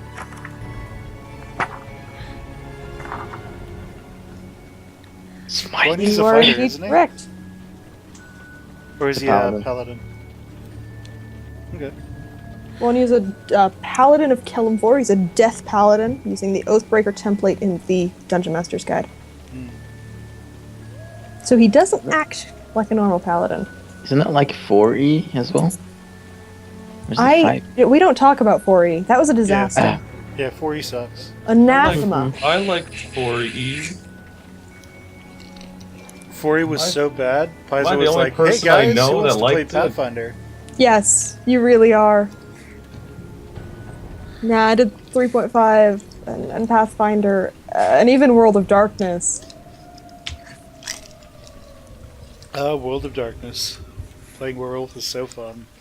You know, I think I know what this is. I think this is the ritual for me to be a part of the gypsy tribe. That's what this is.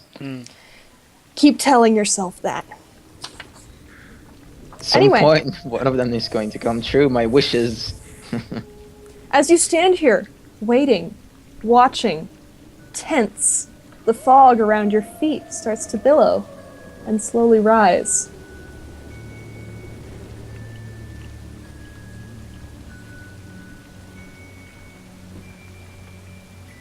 Also, what's the lighting? Is it dim lighting? It is dim lighting as the fog spills into the fire pit, seeming to muffle the light that comes out of it. Yeah, I would just like to torches say And that my lanterns around, everything is dim and ghostly as the fog rises above your heads. I would just like to say that I prepared Blinding Smite for when combat starts, so then the area would light up with the bright glow of the sword.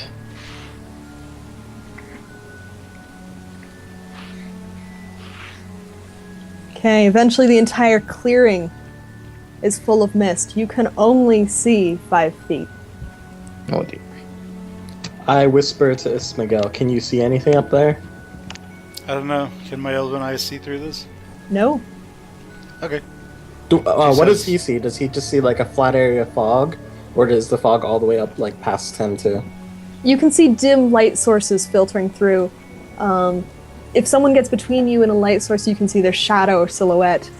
Other than that, it's just fog and darkness. Okay. Yeah, Ismagil looks at Guan Yu and says, okay, plan's pretty much the same. I turn you invisible. You kill things. Sounds good. I will illustrate the light sources for you guys, so you can see. Alright, so me and I keep forgetting his name. The tiefling. We are standing next to each other, we would see each other, right? Yes. You can see each other. You can also see your girlfriend sitting over there. Oh, I Do I need to think protect her. Quote Do I think- unquote. Do I think this fog is magical at all? Roll Arcana. Arcana. Arcana. I'm a master of the arcana. Yes, this fog 26. is definitely magical. It reeks of arcane magic. Okay. Let's see. Do I think casting Dispel will be able to dispel this fog? You could try. Okay. Going to cast a level 3 spell via Dispel. And let me look that up. Ooh, I gotta look that up too. Where did my... There's my PHP. Yeah, you can use it over an area of effect spell. You can or can't? Yes, you can. The reason I know is that someone did it to me when I was GMing and I hated them for it. Dispel magic. 3rd level.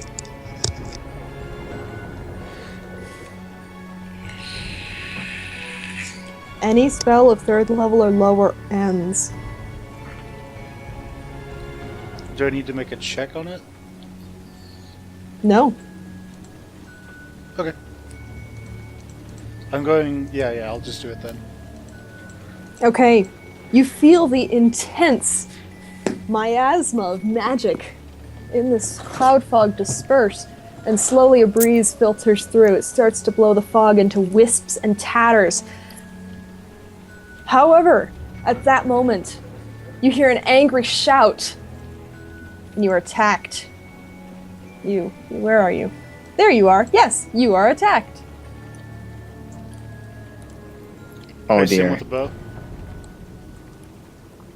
You don't see the massive wolf until it is on top of you. Remember, I'm 10 more feet up. wolves. Huh? Remember, I'm 10 feet up. You're 10 feet up? Yeah, in the tree. He's in the tree. This is a large-sized wolf. It can still reach you. Cool. Guess the tree wasn't such a good idea after all. Note to self, climb higher. Meanwhile, more wolves charge into the clearing. Some of them charging across the stream. One charging up the road.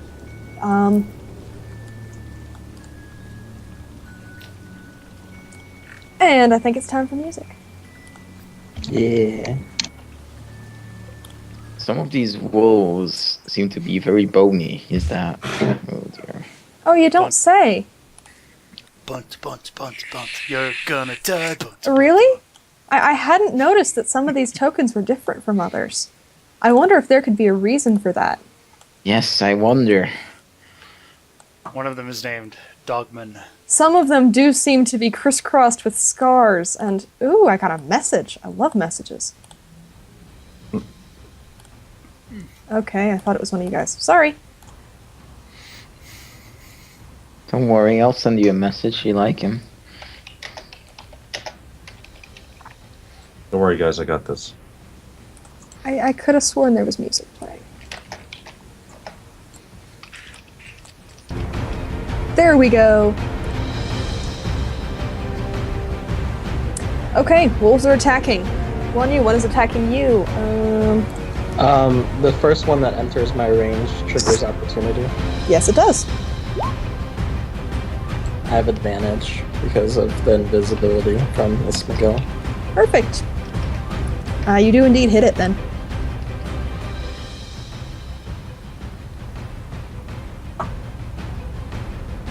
$21 damage.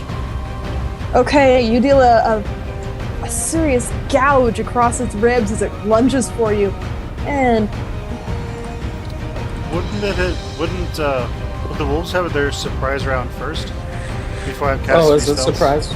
Well, yeah, I don't know. Opportunity triggers when he enters my range.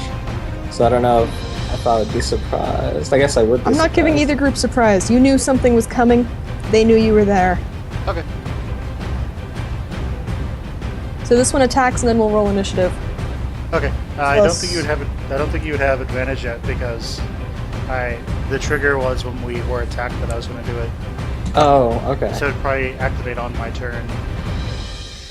Gotcha. Okay, I thought you already casted it. Okay, in that case, then it's 11. It's a crit fumble. You're gonna miss. Your blow swings wide, it ducks underneath and bites at you.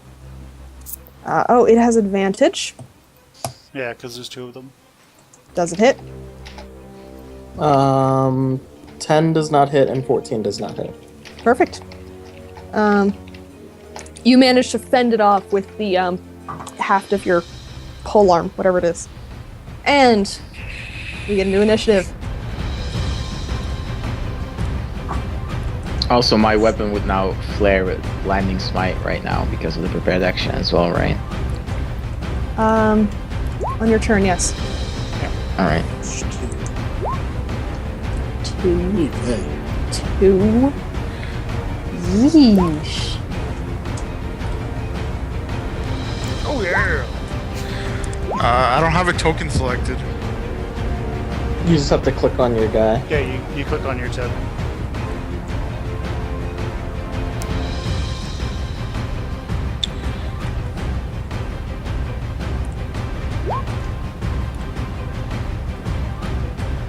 Six.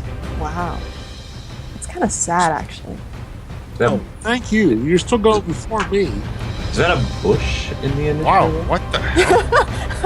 No, it's not a bush. It's a swarm of puppies. You're back. You're attacked by a bush. Plus. It's a shrubbery. Okay, 1. Plus 2. Okay.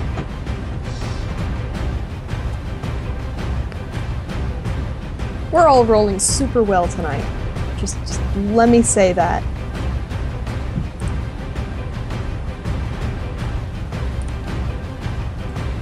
Guys, I just caught a mosquito out of the air. I think we're in luck. We can do this. Where are you that you have Shot, mosquitoes? Danielson.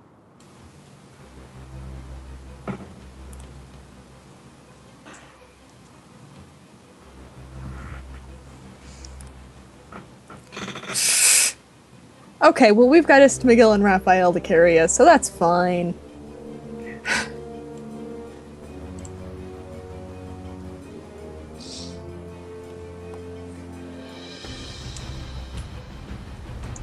Oh gosh, these notes are gonna be...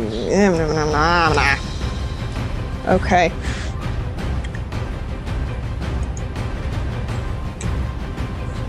Okay, I'm back. What's up?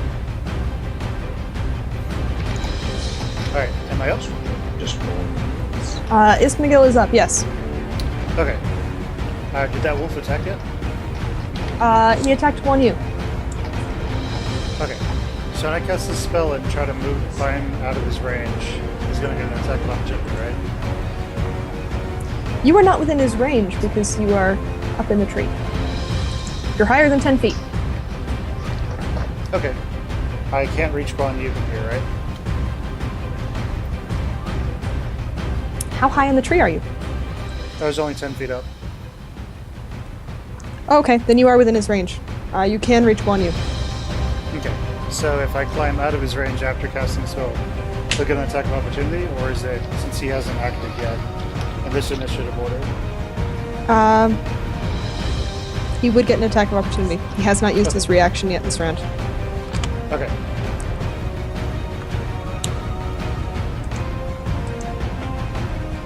Isn't that a list of critters?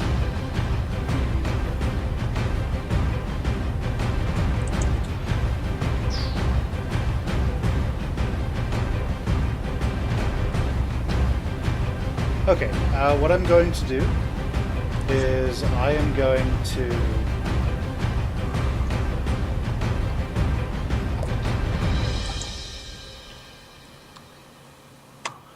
Yeah, okay, so I'll is there... Yeah, I'll risk it. I will cast Greater Invisibility on Guan Yu. Okay. And is there anything like a shift in the system? Like a 5-foot shift where you don't provoke? There's Withdraw, which is a full round action. You've already used your action to cast a spell. Okay. No, they took out the 5-foot step mechanic. Yeah, because they made it where you could just move around things at will. And then I'm going to... Can I ready my move action? No, you have to take your entire turn together. Okay. I'm going to then climb up the tree. I'll get an attack of opportunity. AC 17. Okay. I'm going to try and maneuver in such a way to where it puts the tree in between me and the wolf. Okay, to narrate this, you see a wolf lunge up out of the mist to snap at Guan Yu. Neither of them hits, the Guan Yu slashes at them. You cast invisibility on Guan Yu, and as he fades from sight and you start to scramble farther up the tree, the wolf lunges out of the mist at you again, snapping its jaws at you. I don't think it would have invisibility because there's only one of them threatening me right now. I mean, advantage. You have only seen one wolf. That's true. It does have advantage, though. Okay. Does the 16 hit? Nope. Okay. Its jaws snap shut just behind your ankle as you scramble farther up the tree. Raphael, are any other actions? Just for a note, I'm going to climb as high as I can up the tree. Roll athletics. Okay. Well, I'll climb as far as I need to when I think I'm out of its range. Can I use acrobatics? No.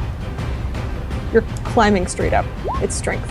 14. 14? Yeah, you make it another 5 feet up. You can't see the ground anymore. And Okay. the wolf's snapping has faded into the mist.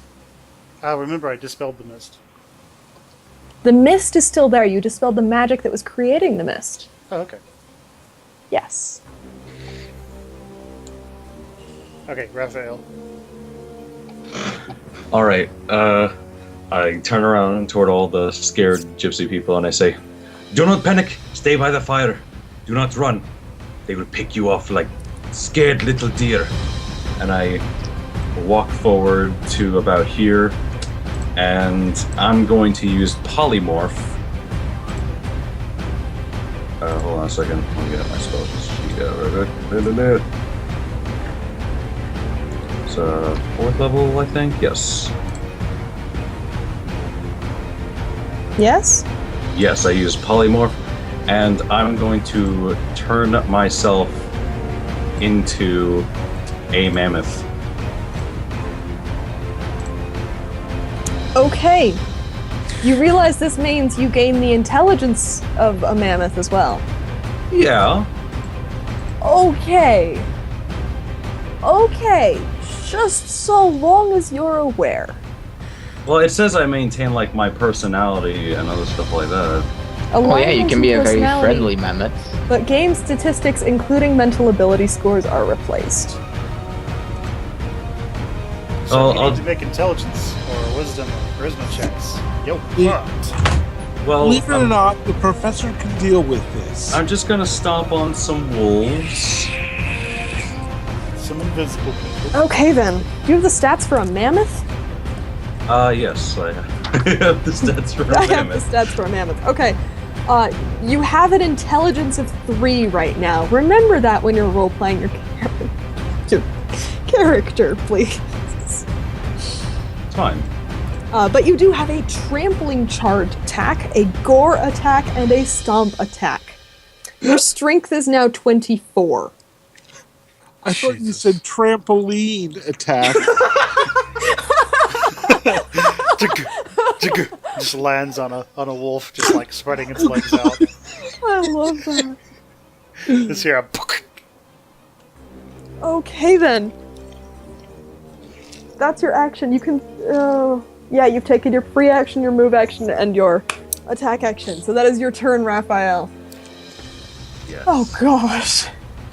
I need a Gonna mammoth stomp token. some 1 wolves. second.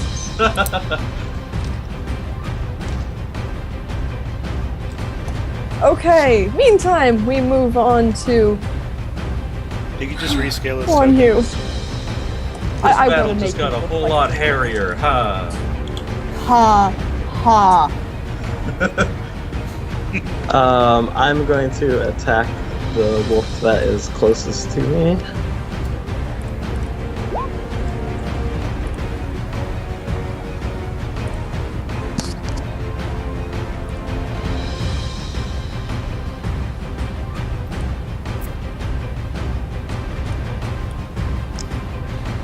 Okay, what is that attack?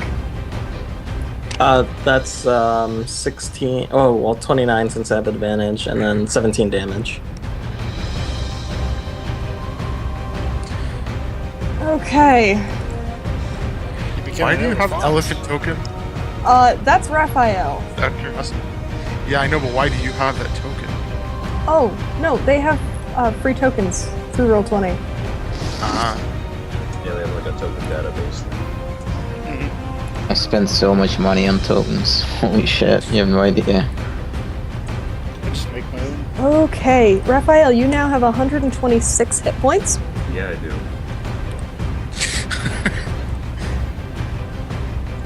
what's a mammoth's armor class? 13. Yeah. Is it? Huh? It's just really fat, basically. There you go, you are a mammoth. Congratulations. Yay! Feel so accomplished. Okay, go on you 16. 16 hits. 17 slashing damage against this critter here. Mm-hmm. That is... Let's make that... number 1.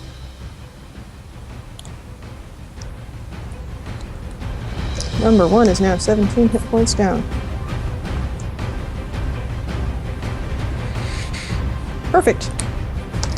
It yelps in pain and Second attack. turns to look confusedly up at the tree where there's no one he can see. Second attack. As he looks up, you slice your glaive across his throat and he drops down into the thinning mist. Blood gushing from his severed arteries. Good job. Sweet. He's already dead? Yep. Oh dear. Good job, Guan Yu. Anything else you'd like to do? I'm gonna bonus action the butt of my glaive against the other wolf, but I don't think 14 hits.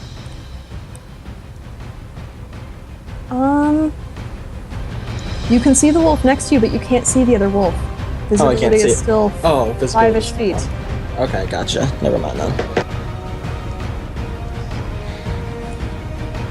You can't quite see the other wolf. It's just a shifting shape in the mist. Okay, then.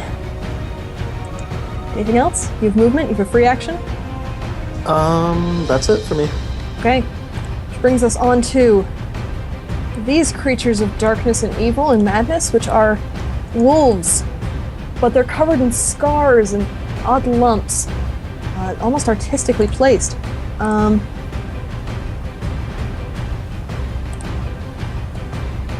What is its? I believe Avant-garde Nice is also in a moves. tree.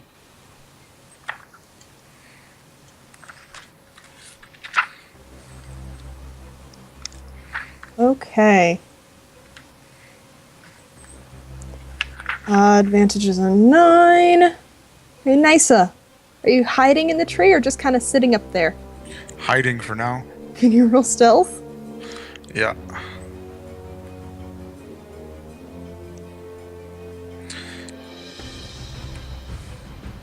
You are wearing very pretty armor. It shines.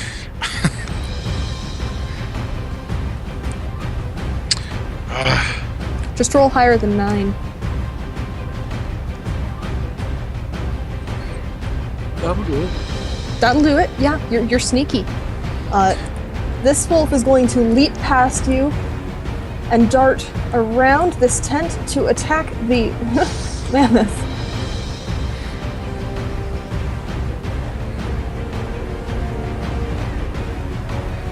With a lunging bite with advantage, does a however, it bounces. No, it doesn't. It hits you. Yeah, because your armor class is only 13. Sorry, Raphael. You now have a giant wolf attached to your leg. Don't worry, Raphael. I will free you. Just Dealing sort of like push it 14 off, damage. just sort of push it off to a side and roll over. Okay. This one.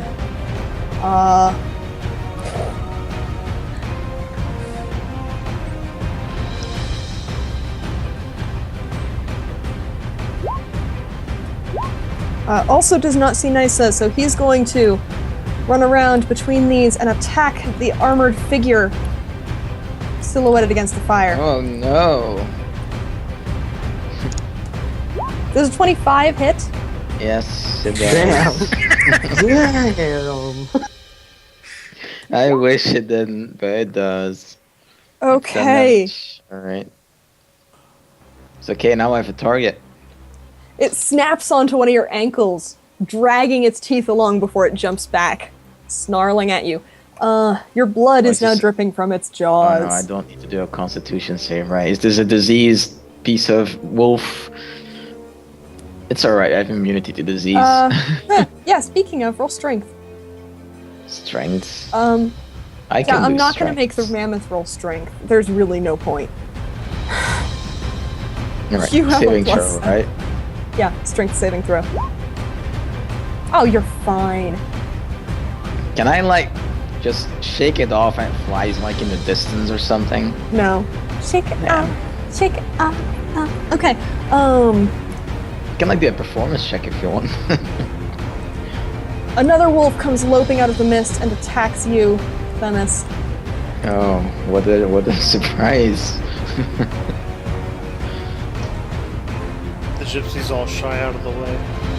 This one has advantage because it already has a buddy. Yes. Hit me. One more time. The Hit me, gypsy's all- baby, one more time.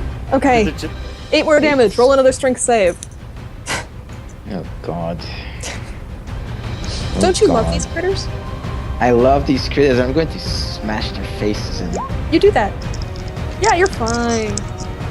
Did the gypsy start throwing like salt Oh. and pepper and cayenne at Themis? It's so racist. Okay, that is 1, 2, 3. Okay, Themis, it's your turn. The gypsies are Oh, looking horrified. boy. Actually, no, they get a turn. I forgot about that. Not before me, right? Alright, so I did ready my bonus action for this blinding smiting, so now my weapon is brightly shining with light. Does that reveal more of the area around me? Yes, it does. You can now see 10-ish feet with clarity, 15 for fake shapes. Alright, good. And I will use my greatsword and attack the dog or the wolf that attacked me first. This Yes. could be great.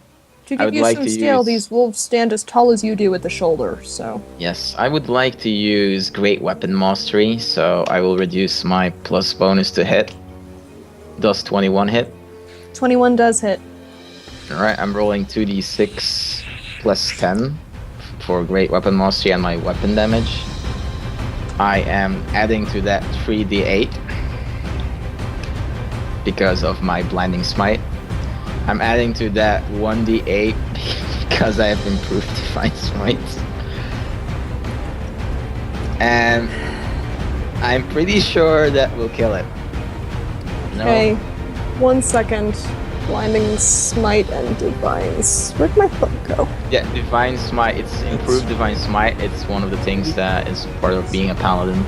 I'm trying to figure out what type of creatures they're effective against, or if that's an issue. Against undead and fiends, I believe. I'll check it out. Undead and fiends. Good, that's what I need to hear.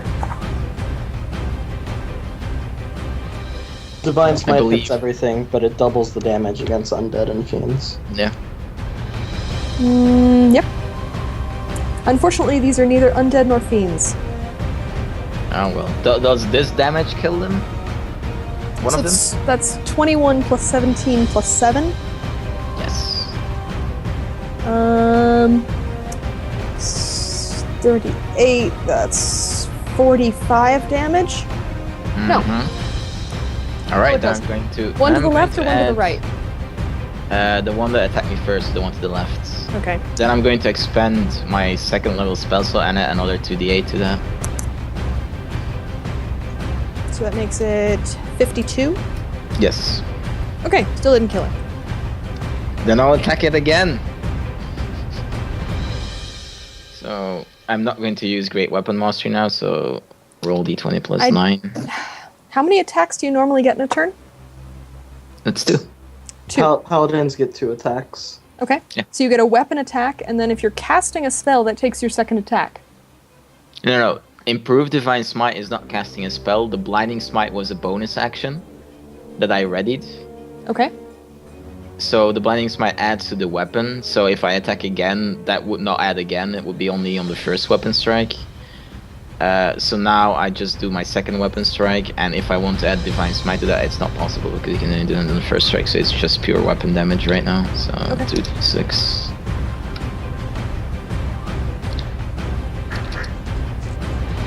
So that's another d7. So that takes it from 52 up to 59. 59. Yeah. Still doesn't kill it. God damn. Wow. Alright, I'll just Got the take a disease look at wolves, the man. gypsies behind me and silently say, "Run."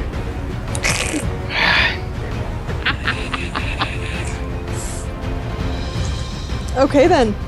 Can I like have like this tear rolling down on my face as my fiance runs into the mist? For dramatic effect. For dramatic effect, sure. Nysa. Since I was stealthing in the tree, I get a surprise attack, right? Yes, you can see this wolf, and you Alright. saw this one run off. You could try and shoot at it, but with disadvantage. I'm gonna use Assassinate on... Oops.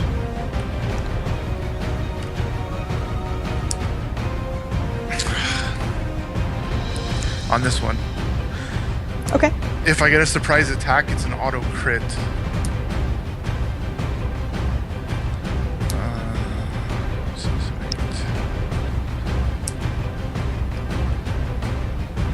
So I'm just using my regular bow, so that's 14 plus 7 plus 4. 14 hits. No, this is an auto crit because from Assassinate with the... The way I understand it, if you hit, it is an automatic critical. I'm telling you that Shouldn't- 14 yeah. does hit. So apply your critical damage. I think that's just damage that he was rolling. Oh, I yeah. think they're just rolling damage. So he didn't he's roll still really rolling. well. hit. You still need to roll to hit. So that would be a ranged attack.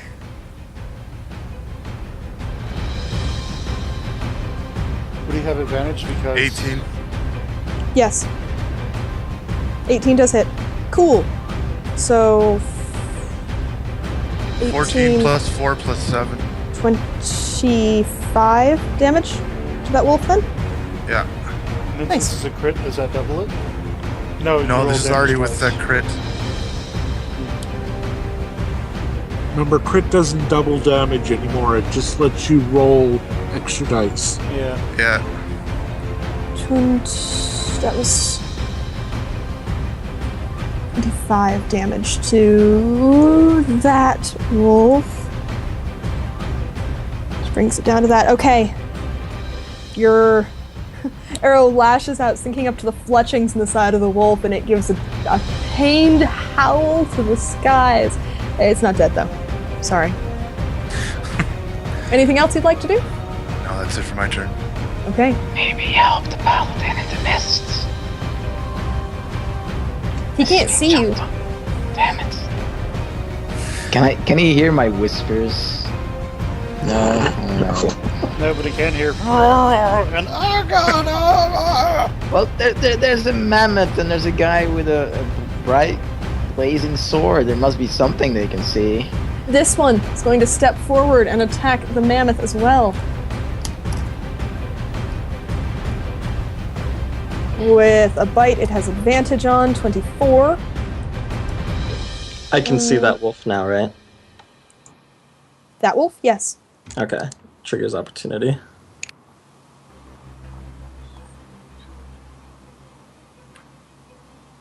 How does it trigger opportunity? My sentinel. Anything that moves within 10 feet, but in this case 5 feet, since I only have 5 feet visibility, triggers an opportunity attack. 20 damage against this critter. Wow. Okay. The unclear figure in the mist steps forward, snarling to try and attack the mammoth. You, meanwhile, with a very precise action, stick your glaive forward and sink it right up through its ribs, and it just drops dead. I'm scared of the mammoth now, because mammoth's gonna be like, what the fuck? Never landing a It's blow on the just- mammoth. Congratulations, you killed 2 so far. They're weak wolves. Try and kill one of the bony ones. Okay then. After that one, we're going to this one, who's gonna run forward and attack.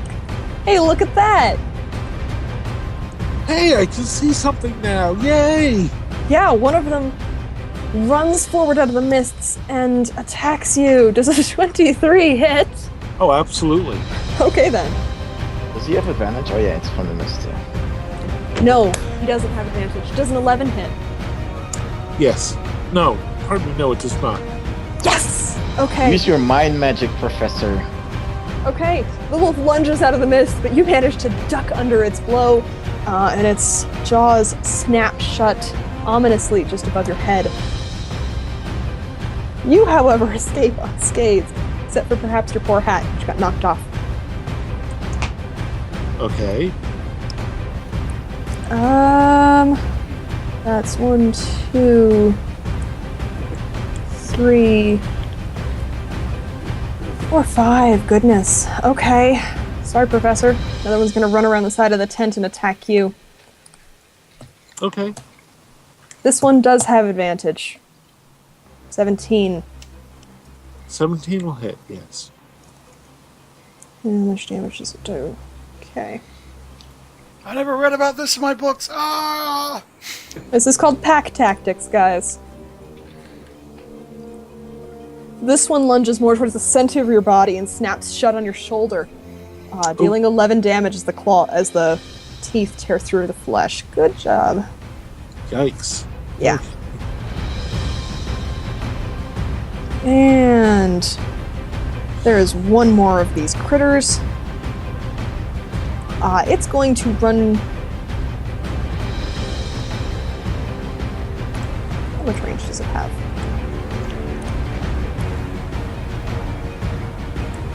Oh yeah, that's what I thought. Perfect. It's going to run up here, snapping and snarling at the terrified gypsies, but not getting close enough to attack this round.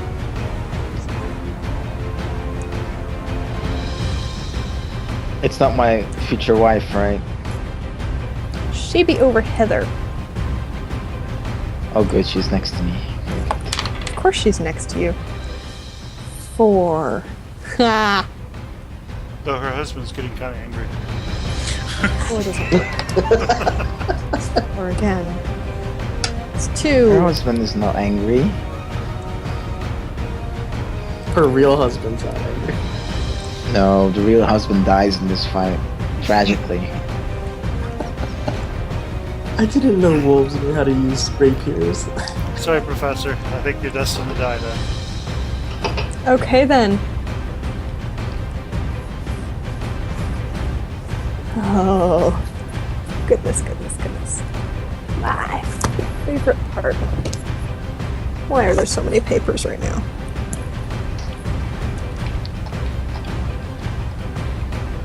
Okay.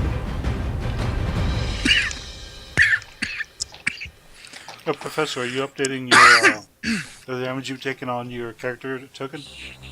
Not yet. I couldn't tell what damage I took. I think 11. Yeah, 11 damage. Oh, okay. Good enough.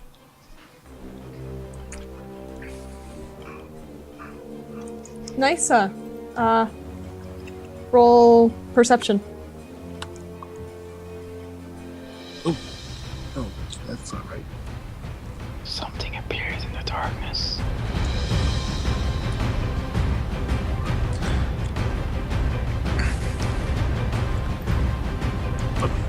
Why am I making you roll? You automatically see this. That makes things much, much easier.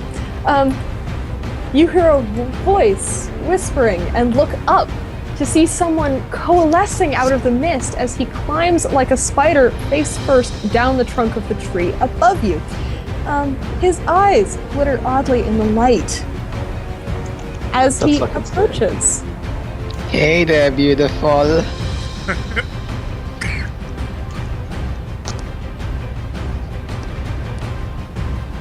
Do you have what I'm looking for, elf? What are you looking for? I know one of you has it. It's dark and it glitters like the night. Give it to me and you might survive. I have nothing on me of that description. Well then if you don't have it, you're of no use to me. And once this witty repartee is done, roll a wisdom save. I see that, people. Oh my god. Nice wisdom Very nice. You know, His dumb Your eyes day, start Wren. to glow with an odd blue light as he looks intently at you. When you appear completely unaffected, he looks angry, insulted almost. What you looking at? And, yeah. He's going to launch himself at you. Shouldn't he buy you dinner first? Okay, this is gonna be fun. I mean, isn't that protocol? That is generally protocol, but plus We have not. That's on the menu. plus 9. Is a 25 hit? Yeah. Okay. This is for cleric dice. He launches himself at you, talons extended, but instead of attacking, he manages to pin you to the tree. You are now restrained. Yeah, this is getting a little rapey. That helps. This is You should vampires. tell him to buy you dinner first, man. I mean, At which point, his head darts forward and he fastens his teeth into your neck. Which head? Woo! Oh, it's okay. getting real, guys. Oh man, that's the worst. It's a werecat. A werecat vampire fashions its Take barbs that into much your neck. piercing damage. Take that much necrotic damage.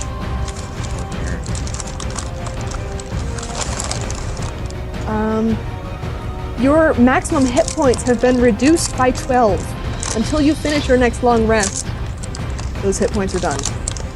Oh, is that because of anemic? That is necrotic damage. So 19 damage.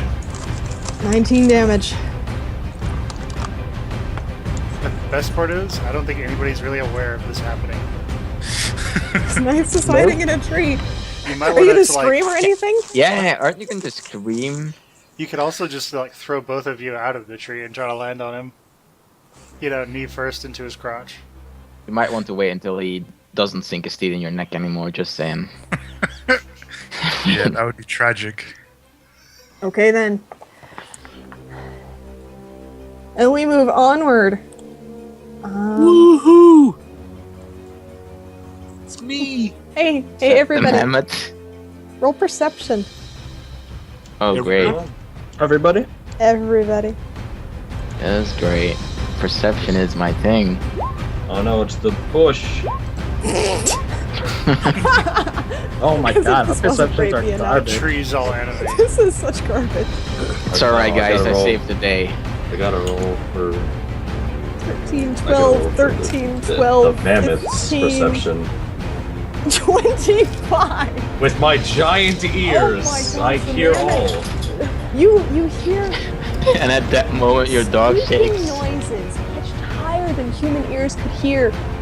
But not just one or two, you hear thousands upon thousands of tiny squeaks that sound like echolocation as swarms of bats swoop down out of the sky to serve their evil vampiric master. Sort of sounds like a guy convention. Fly, Dumbo, fly! Is that not one of your abilities? Lots and lots of swarms of bats. They're all gonna attack. Shit's getting worse. Okay. It's getting batty. Completely batty. Okay. And movement speed of what?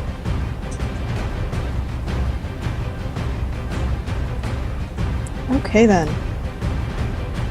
This one's gonna move forward and try and stop that. Cover the mammoth and attack.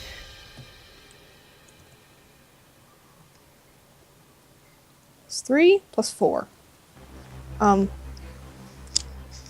Biting it many times, all of these tiny bats attacking. There's 13 hits. It does, I think. Yeah, it does. Your My armor AC's class. 13. Take 5 damage.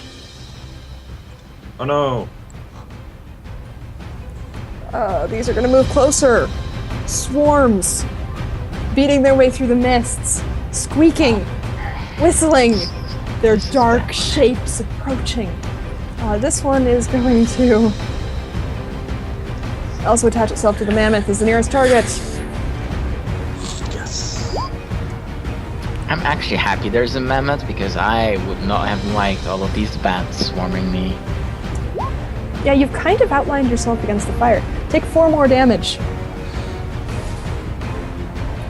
This one's also going to come attack the mammoth.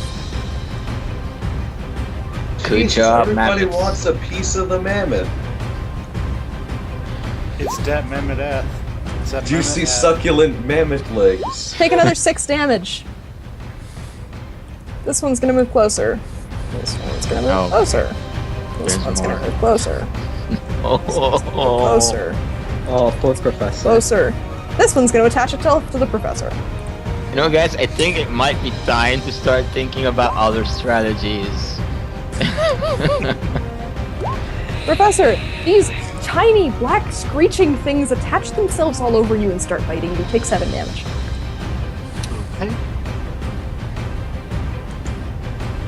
And finally, you get your wits about you and attack the things attacking you. Go, Professor. Okay, starting with this one here, I'm going to hit it with a TK blast. Oh, it's going to be great. Are you going to use your screwdriver? Ah, come Okay. on. I thought I had that set That's up. useful. Come on. I swear I had that set up.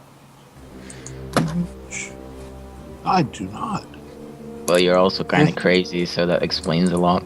Kinda crazy. Yeah, he doesn't believe in undead, by the way. I hear Oh, he him doesn't? between the Oh, that's lines. great. I'm going to have so much fun with him.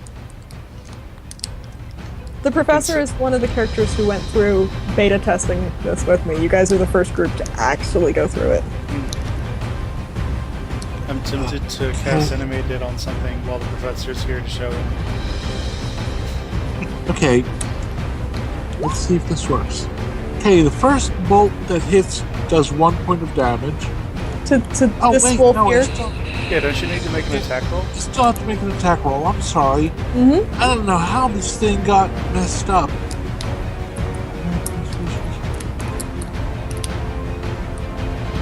Well, it's got it. Why isn't it forward?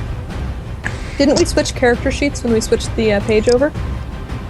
Yeah, it looks like you did, yes. So it is probably just, messed up. Needs to be redone. I'll tell Sorry. you what it's alright. I'm just gonna roll d20s. That's what I do. Easier. And it's plus 5.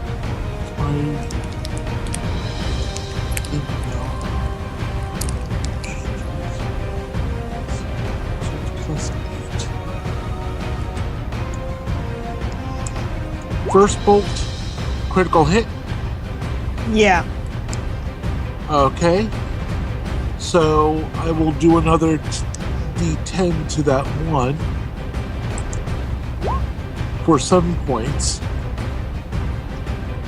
Second bolt. Does a 24 hit it? Yes. Okay. For 6. Third bolt. Another critical. Cool beans. For 16. Yeah, 16. You have to roll each time with Eldritch Blast. Wow. Yep. Where are the Sucks. second 2 bolts going? They're all going into the first wolf. Ah, okay. So that's 7, 13, 28. 28 damage total? I believe so, yes. Okay. Now you've been hit 3 times, so you are moved 30 feet from me. 30 feet directly away from you? Yep. Like directly into the middle of the pond? Uh-huh. Swim, doggy, swim. Nice. Nice. Okay, your first blast hits it dead center in the chest and it is knocked backwards. The second one rolls it farther along the ground and the third one just blasts it completely into the lake. It submerges and you can see bubbles popping up slowly. Anything else, Professor? Unfortunately, that's really all I can do. Okay, then. Yeah. You have a move action. Yeah, but if I do any actual moving, I'm going to have to... You could run into the tent.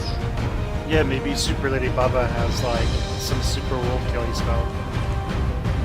Actually, that's not a bad idea. I will try to back off into the tent.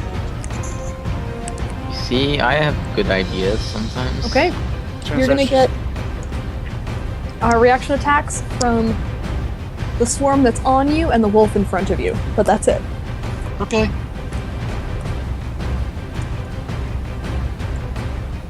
Swarm that's on you as you back out.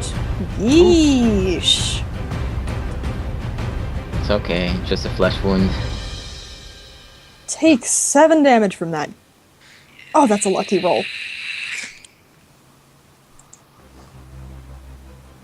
That's plus 5, and that's advantage. Woo, look at that advantage. Does 11 hit? Yeah. Unfortunately, 11 hits. Do you not have any armor? No, I have leather armor. That's AC 11. Oh Do you have any god. dexterity? What's your dexterity? 10.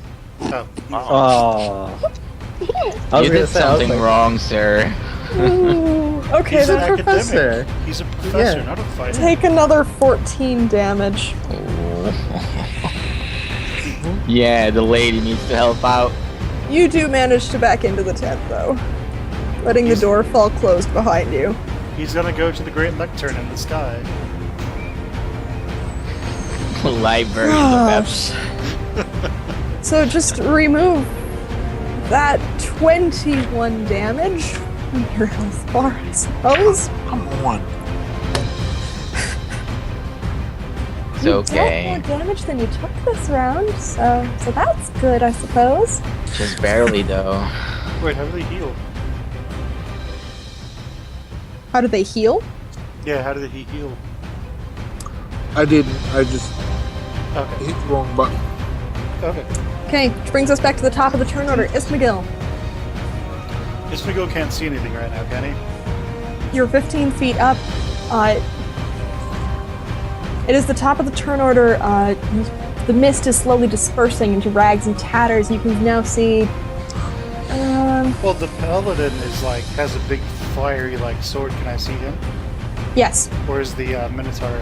Not the Oh, minotaur. no. The mastodon in the way. Can I see See the his lady? halo of light from his glowing sword. You can see 15 feet. After Okay. that, it starts to be unclear. Do I see rapid movements in the tree over here? No. Okay. Does he see someone making advances on someone without buying them dinner first? Well, as far as my character knows, the plan is going according to plan. He's going to move up, one, to try and get a better vantage point. Can he see this wolf down here? Yes. He's gonna take If a... he moves down the tree, yes. No, he doesn't move down the tree. Oh. But You're he can- 15 up, he's 15 away from you. Hypotenuse of that. A little more than you can see. Can I still shoot at him with extra disadvantage? Sure. It's already disadvantage because I'm shooting in a melee. Okay. I'll shoot at him twice.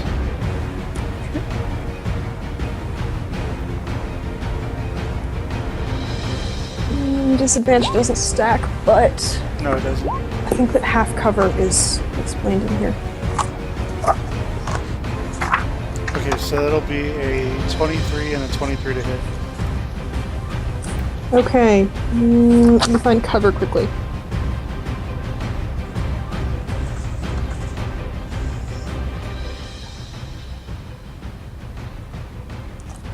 Six. Gosh, I love this book. It's so much fun.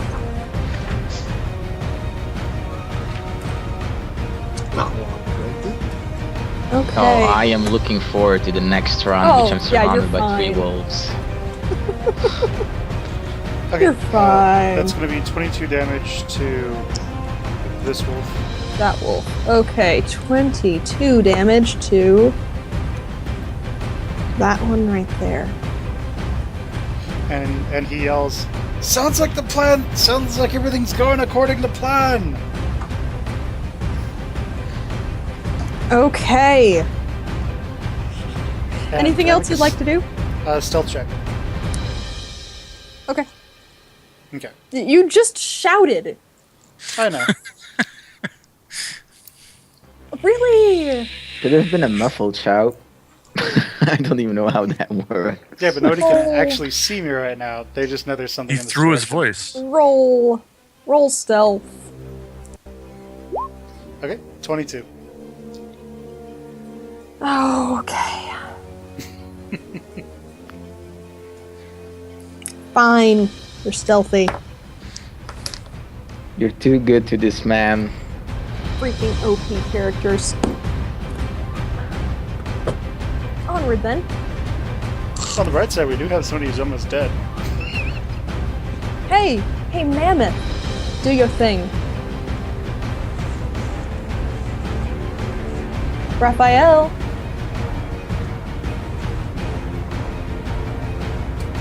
Oh, I think sorry the about that. intelligence My mic doctor. was muted. My mic was muted. Sorry. The mammoth says, and then it goes to stomp on the wolf. Okay. Okay. God, it's 29 to hit. That's a go. I mean, it's a plus 10 to hit. I don't see your roll in here. Let me roll that. Yeah, it's not an automatic hit on this creature. Well, that's always nice too. So you're going to deal 4d10 plus 7. 8d10 plus 7, because it's a critical. 8d10? It's a critical. That's right. 8d10 plus 7. Watch him roll all ones. What should happen, guys? This is ridiculous. Damn. Oh Just my god! He just stomps on its skull. You hear this out sound.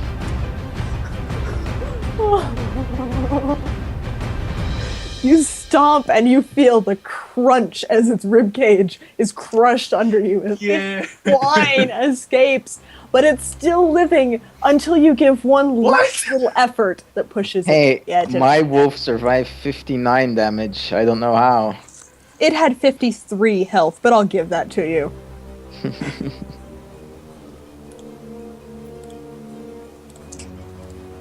I think that's all the mammoth can do. Besides it has a grunt move angrily action. at the wolf. It has a move action. Oh wait, it's dead? It's I thought you dead. were saying it's still alive. It was still alive, and then you Barely. gave it last one Okay. final effort, because I don't want that creature still alive with 1 hit point. Not when you dealt that much damage. Can it see? Can it see the two wolves over here? No.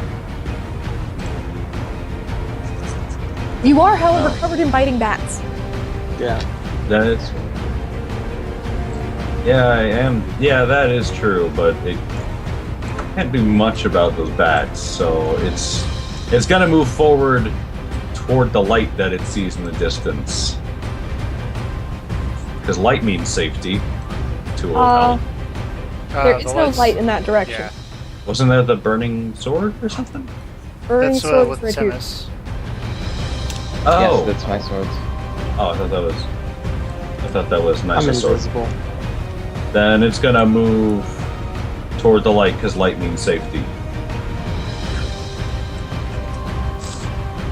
Okay. That's what light means. Just that mammoth turning around. And it sees the people. It's like, oh god, humans. I don't know what else to do. Okay. I guess that's it. That's it then. Okay. That brings us to the gypsies, who finally gather their wits about them. They hear Themis' cry for them to run for their lives, more or less. Wren, just one quick question. That wolf that I was attacking, how much hit points does that one have? I can't tell you. I know, but I dealt like 59 damage to it, and the other wolf that was the same died after 53. That's because it had This already is- been attacked by Nessa. Ismagil. Oh, I see. Yeah. It took 22 damage from Ismagil, and then it took another there we go. 53. There we go. Oh god, this is bad. So Themis tells the people to run. They see wolves, and then also a giant mammoth like walks up next to a few of them and is like, "Hey guys, I'm here." Yes, there's another wolf over here threatening. There's dark swarms of bats flying around, attacking things. Professor, did you make any noise when over there? Oh yeah, I'm screaming like a little girl actually. Yes. Screaming? Oh, nice. Okay.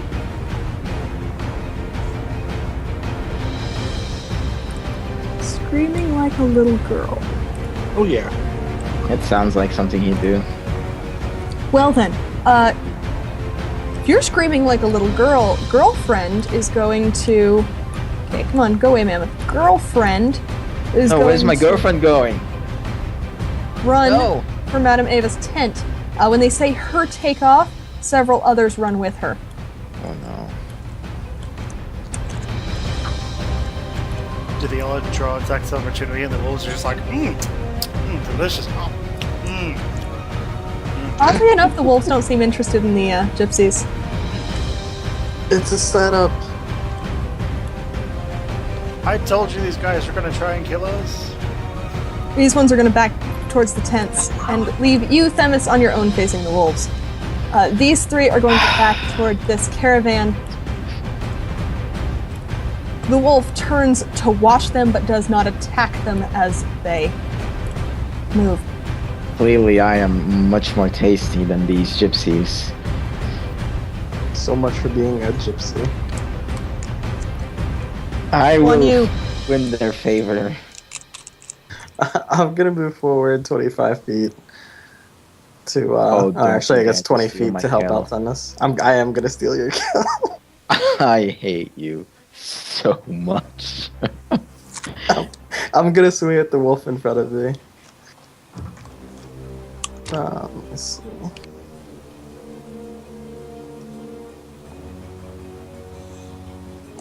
Roll. 18. 18 will hit. 23 damage. And a wound opens in the wolf's stomach, apparently from nowhere, as his life's blood spills forth and he dies. No, not from nowhere. From nowhere. No, the paladin, the other one, had something to do with it. Must be But I'm noted. invisible. I'm invisible. Or was so- the magical, He is invisible. or was the magical mammoth? Yeah, turn the mammoth invisible. I'm gonna direct my second attack at the other wolf. Is that a crit? Yeah. That is a crit. Sweet. That So is a that's 26. 26 damage to that other wolf. Okie dokie. And I'm gonna trigger my divine smite. You know what? I'm going to steal that kill from you. You're not going to kill it now. But I am. Another. Wow. Another 34 damage brings it down to. Do you still get the butt of your pole Yes, arm? I still get the butt of my pole. Wait, you Oh. can cast Divine Smite. Oh no, you can. Yeah, it's fine. Sorry. Divine Smite is an action. Oh no, it's triggered as an action, but it's really not. It's just when you hit a creature, you expend a level 1 spell slot. But that's the only way I could put it in as an action. Okay then. Or a level 2 spell slot. Or a level Yeah. 3. Yeah, this is a level 2 spell slot. Then you still get one more attack this round. Bonus action. Yeah. You want to describe this one? 'Cause that was panoramic. I slam the butt of my weapon right into its skull like I'm shooting a cue ball. I hate this guy. I hate him. Damn it. Okay. Fucking And crits. both wolves fall dead at your feet of apparently unknown. Well, you can see how they died, but you can't see what killed them. At this point, have- at this point, I whisper into Themis, "Ooh." And I get scared. That's just who I am.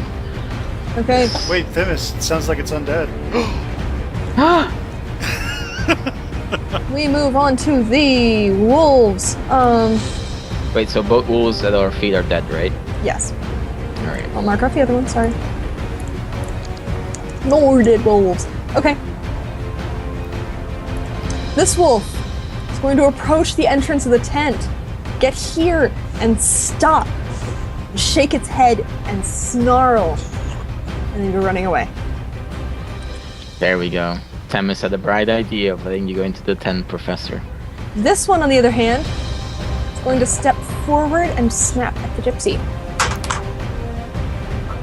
Not the gypsy! That's 5 plus 5. 12 does indeed slice through this leather armor and hit the poor gypsy. This is the Kill one him. who was playing the accordion earlier. You Don't learned his kill name him. was Gustav. Don't kill him. Yeah. Does he still Oh. have the accordion? So when he dies, it just slowly pans out. The accordion is still by the fire.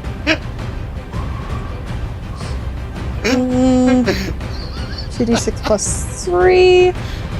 11 damage.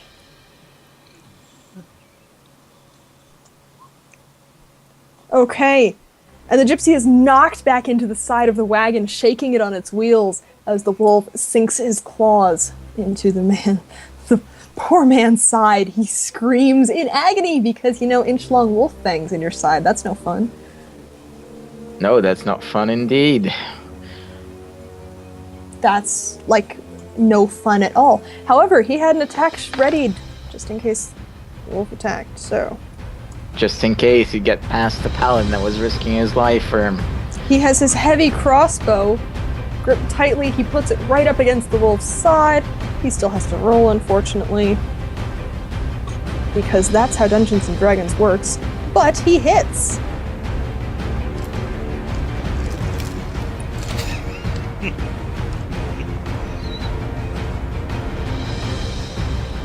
Dealing 9 damage to the poor critter.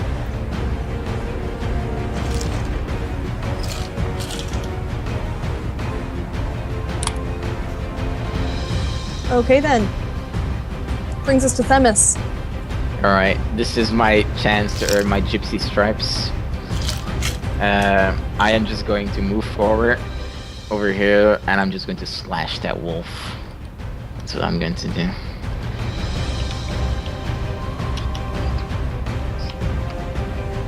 Does that hit? Yes. 2d6 plus 1d8 plus 3d8 from my blinding smite. So that's 16, 22, and the wolf needs to make a saving throw or be blinded if it survives. Saving throw wisdom? Yeah, Saving I'm throw checking what? right now. Because I read the action. God damn it. I'll just cast it again so you know what it is.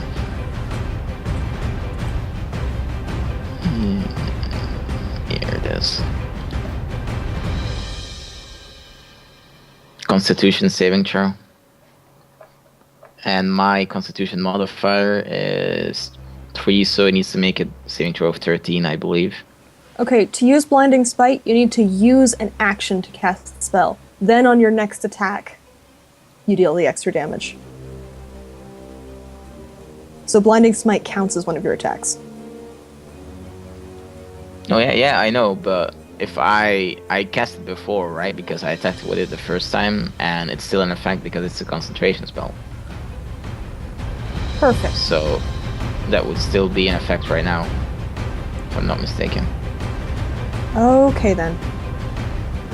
Constitution save. This creature has Constitution. Goodness.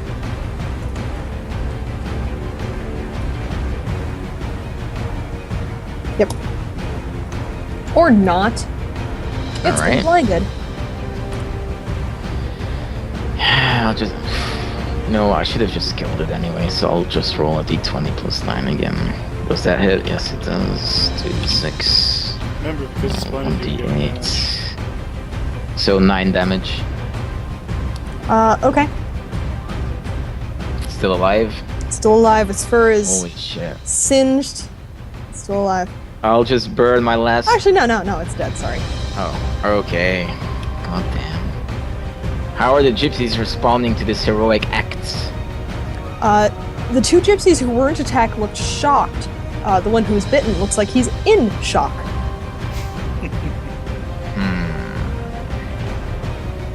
Do I still have a bonus action? I think I do, right?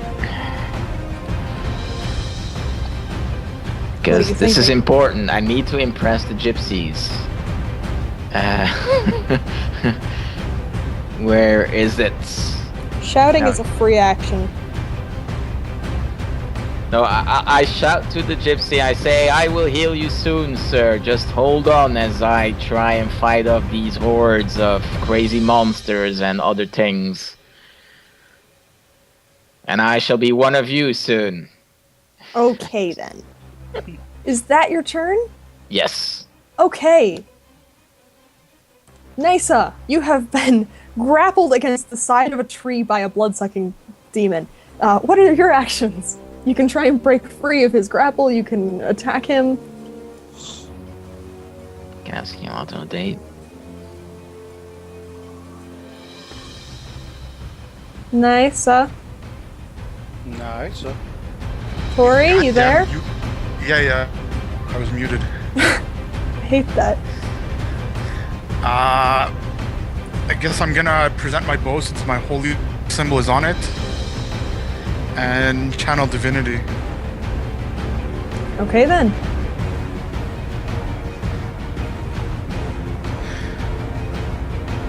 So he has to make a wisdom saving throw if he's a CR1 or lower. No, much higher than a CR1. Good try, though. Much higher than a CR1. Does he just Are look you at the guys holy still in the symbol and tree? raise an eyebrow? It flinches at the light of the holy symbol, then slowly smiles, your blood dribbling down his chin still, and says, "That will hardly work." Yay! Good times. As you move- Okay. You have another action. You could use your move action to try and break free. Or Yeah, to try and that's throw what I'm both gonna of you do. out of the tree. I want to break free. I'm gonna try to throw us both out of the tree. Okay, Good roll strength. Athletics. What is that, ability check? Athletics is a skill. Or you can roll... Ooh, yeesh. No, I won't take that. Or you could roll a melee attack to try and bodily throw him out of the tree, or you could roll athletics to try and force your way for both of you out of the tree. One or the other. Persuasion to Alright, I'll try convince a him to melee. fall out of the tree. No. Melee... Oh. So 23. 23. Okie dokie then.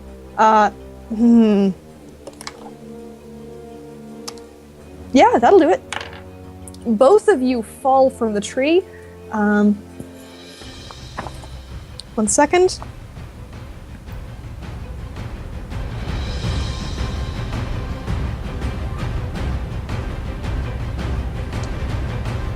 Okay. However, as you fall out of a tree, oh, you're gonna hate me. He slips eel-like from your grasp and...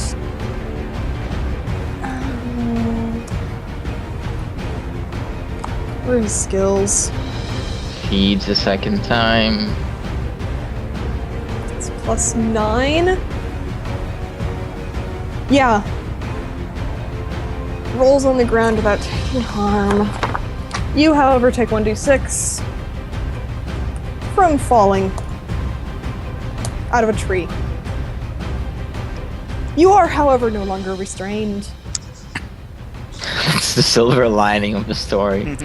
The vampire is looking at you in surprise at that unexpected move and laughing softly to himself at this interesting creature he has encountered. It's his turn.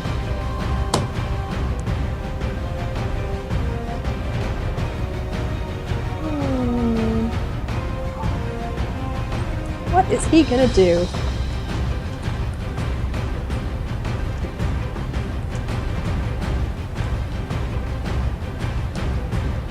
Give me a healing potion. Not so much. And an apology. I think that's what a vampire would do. Is his attention drawn to the overly intimidating aura of the mammoth?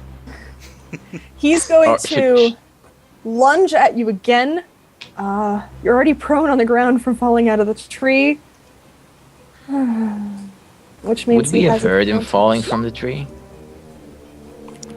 I'm guessing a 20 hits. Yeah. Okay, you're pinned to the ground again. He has one hand on your throat. This kind of hurts because, you know, you have puncture wounds in your neck right now. He leans his face down inches from yours and says, "Find what it is that I'm looking for, and you might survive. No one else will, I promise you that." Then he dissolves into mist and disappears. Did we see any of this? Or hear it? Ismagil, roll perception. Okay.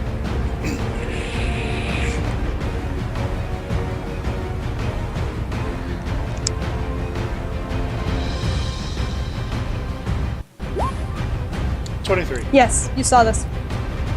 As he says that, as McGill says, "Bring it on, you freaking pale bastard!" You didn't hear what he said. I know, but he But sees you him saw leaning on somebody Nysa else. fall out of a tree. A dark, cloaked figure pin her to the ground and then dissolve into the mist. Mr. McGill calls, "Are you alright?" Yes, I'm fine. "Good." Okay then, moving onwards, we have swarms of bats. Swarms and swarms and swarms of bats. 3 of them are going to attack Mammoth. Actually, no. 4 is going to reach you this turn. 4. 4 of them. Plus 4. I'm guessing 3 of those hit? Yeah, 3 of those hit. Yeah. At this point, it just looks less like a mammoth and more like a giant swarm of bats with tusks.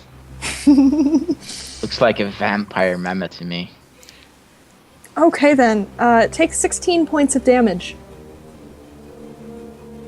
Okay.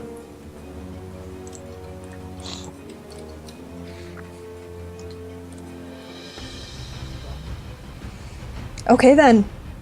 That's 4 swarms. We have 5 swarm, 6 swarm approaching. Okay, that's creepy. Swarms. Professor, you can hear the swarms battering themselves against the outside of the tent. We'll get to what's going on with you in a moment. Sure. The gypsy lady is a vampire. But one of them attacks Guan Yu. Can I see Guan Yu? What see Guan? Oh, Guan Yu is invisible. Yes, Yeah. they have echolocation. They Yeah, can but does see. that see through the invis? Oh, yeah, it does. It's not shadow and greater invisibility.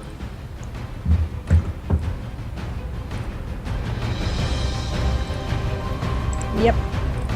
So, is a 19 hit? Mm-hmm. 4 points of damage. It's really annoying. See, the problem is I can't swing at them either because I don't think a glaive would do anything to a swarm of bats. You can try. I've got this. Okay, which brings us to Professor. Professor, as you stumble into the tent, you see Madame Ava sitting at her table, the crystal ball once again in front of her, with her fingers steepled and her head resting against them. Her eyes are closed. She doesn't react as you enter. Okay, so she's protecting this place. Good enough.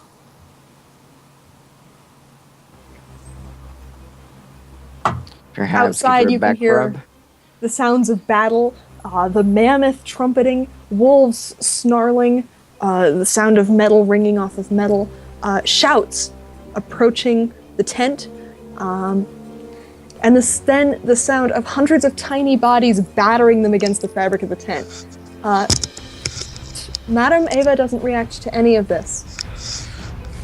Okay. I assume she's using some kind of telekinetic force to keep the bats away. And I don't even know what to do. I'm pretty badly damaged. If I go Good. after the bats will attack me,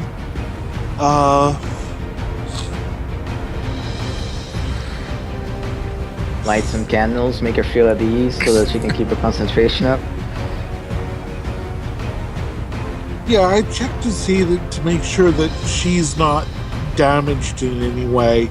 You know, obviously I'm not going to touch her, but I want to like look to see if there are any, you know, bite marks or anything that I can see.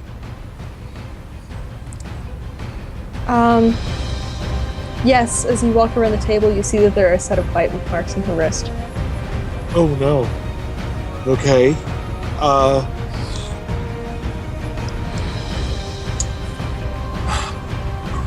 This is where I wish I had known I had 5 extra. Leveled up, yeah. You have Is there- magic items too. I do. Yeah. Okay. I didn't know that. How many do we have? You got either one rare or 2 uncommon, I think. It's been a while. By any chance, do I have a healing potion? Sure. Okay, I give her the healing potion, assuming she's still alive. She doesn't react at all. She seems to be either very deeply asleep or in some sort of magical trance. Okay.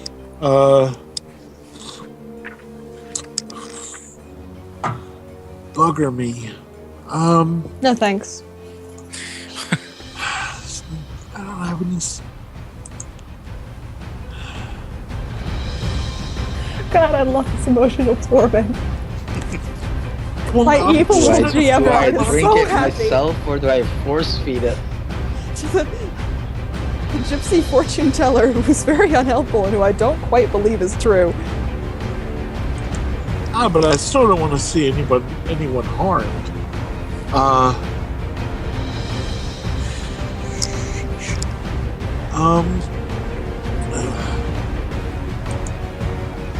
Give me just 1 second. I want to check to see if I have an ability.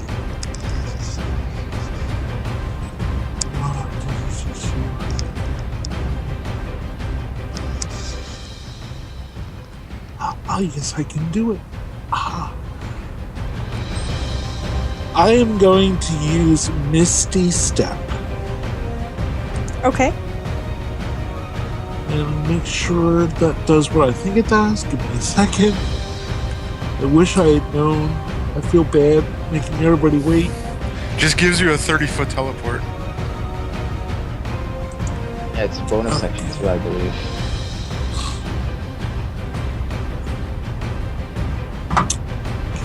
For teleport. Yeah, it's to any location that you can see, so it wouldn't be through walls though. Yeah, that's right. Fudge. No, there's no fudge in her tent. Oh my god. What a I'm on a boring diet. tent. I'd say make yourself comfortable in her tent, man. I mean, Yeah, I think that's what I'm gonna have to do. I'm gonna have to. I'll stay with her. She is alive, correct? Yes. Okay, I will just stay with her. I'm safe here. You know, I'm protecting somebody important. The bats can't get to me. I'm good.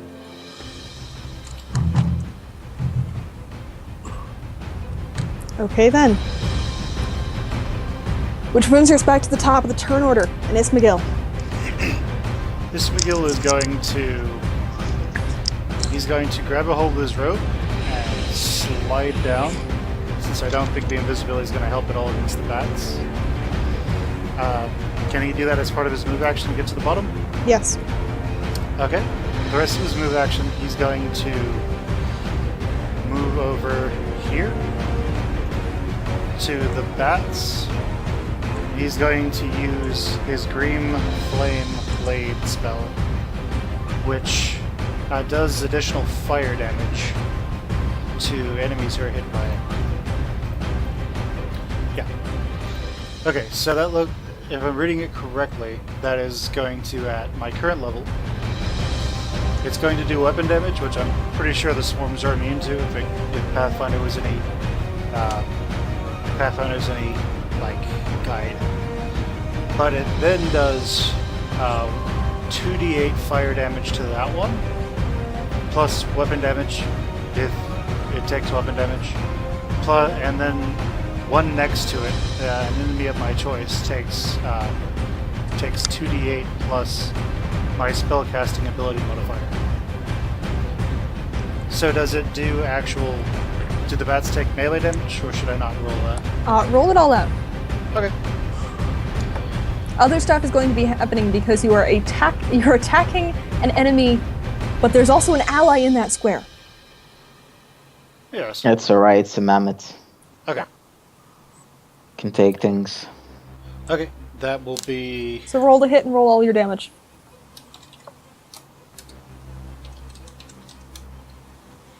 $19 will hit. So that's 2d4 slashing damage, melee damage. Huh? What are you talking about? I'm looking. Oh, that's no, that was somebody me. else. That was Yeah, me. that's you. Sorry. I'm Currently, just going crazy. I'll just do the normal attack first. That's 2d8 on the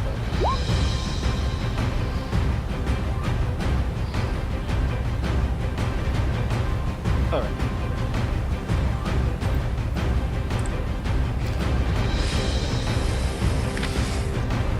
Okay, so that will be with the rapier.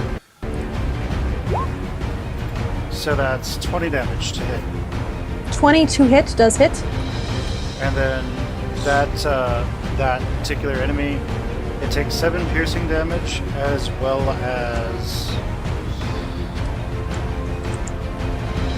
2d8 fire damage. Yep, 2d8 fire damage, and the swarm next to it, probably this one, Okay. will take 2d8 plus 5. That one takes 13 fire damage. Okay.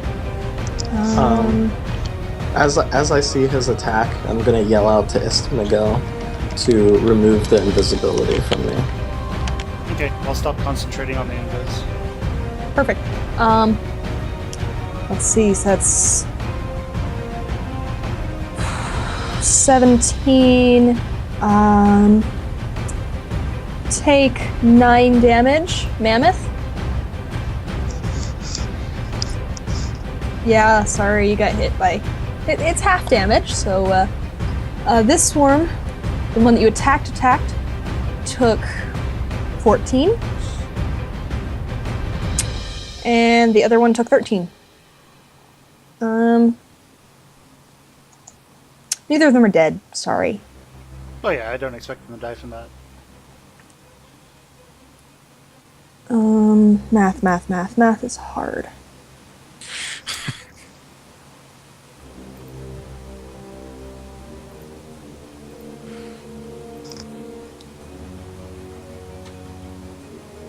Okay.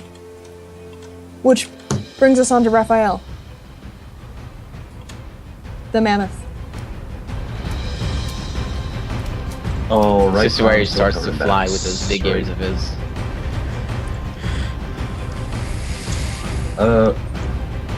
Would it just be like a regular attack to hit the bats?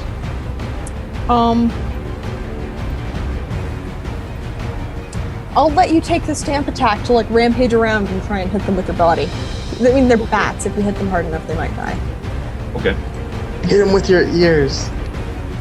Flap. Cause a tornado. You can try and crush them against this caravan next to you. The gypsies might not be happy, but hey.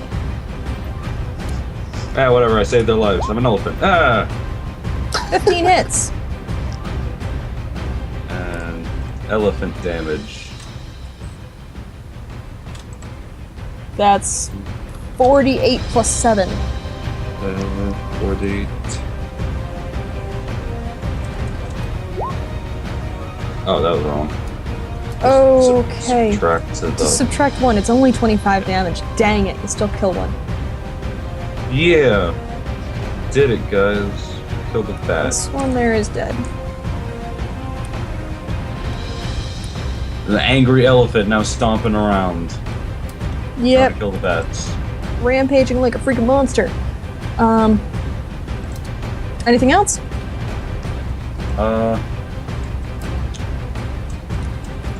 It's gonna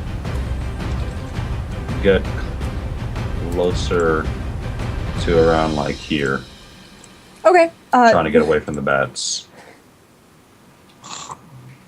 Trying to wiggle its way through the two caravans. Back your way between the two caravans. Yeah. Okay then. Which brings us to these 3 gypsies who... Come on, go away. Not like you. No, really. No, Roll20. Don't play this game. Okay.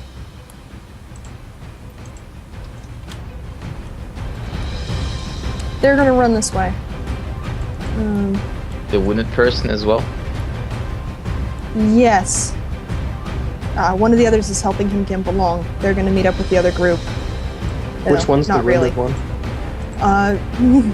The one being carried by his buddy here. The green Oh, one, okay. yeah. Wow, that's so funny. I was like, why does it look like there's 2 there? It makes more sense now. Yeah. These ones are still heading for Madame Ava's tent. These 2 are going to duck inside this tent here. Disappear. Spooky. So my wife-to-be is also running to that tent, right? Yes. With her husband. I know. Her husband is the wounded one, I'm sure. Now, the wounded one is Gustav. Oh, Gus! she has 2 husbands? Oh no. You never know what these barbaric gypsies would do. Anyway, onward to Guan Yu, who is no longer invisible and still surrounded by bats. I'm going to... I'd like to shout at them and say, I leave this one to you, Guan Yu. I'm gonna move here. And I take, what's it called? Opportunity attack from the swarm that I was under. Yes.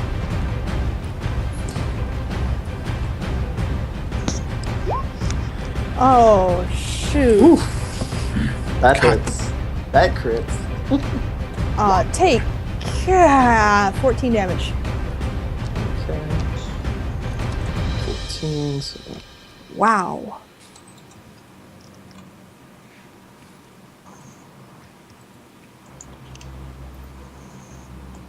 Alright. So Guan Yu is going to focus all of his power on the fear and anger of the gypsies right now and concentrate it within himself and activate his channel divinity for a dreadful aspect, and he's going to attempt to fear all the bat swarms that are within 30 feet of him. Oh, wow.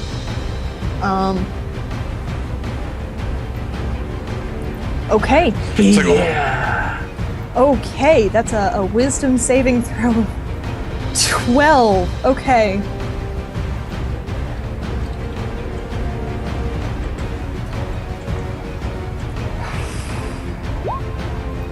Oh, One natural succeeds. 20. 2 succeeds. 3 fails. 4 fails.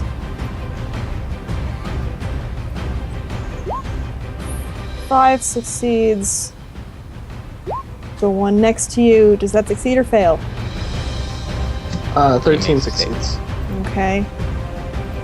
So that's 2 fails so far. The closest one next to the tent fails. 11? Yep. Fails. Okay.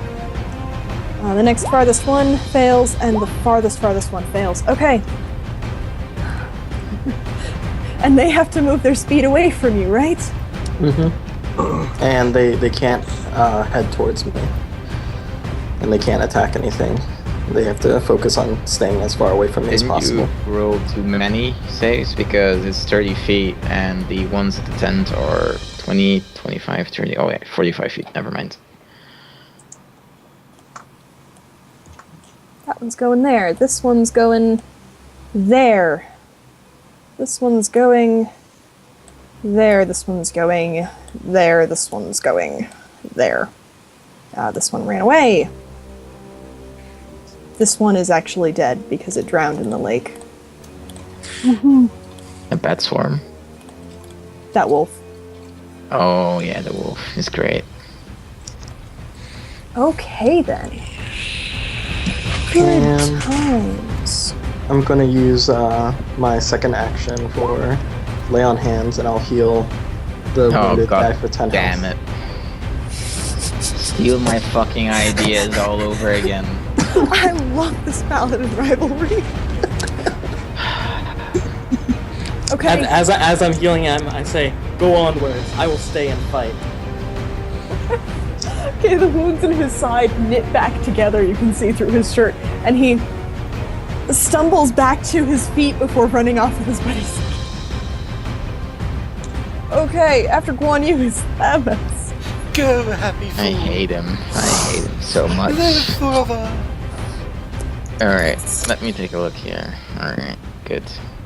So my wife is in that group, right? Yes. Alright, so what I'm going to do is I am just going to dash 60 feet. straight, yes, straight across this guy. And as I dash past Guan Yu, I just slap him on the back of his head and I just keep running.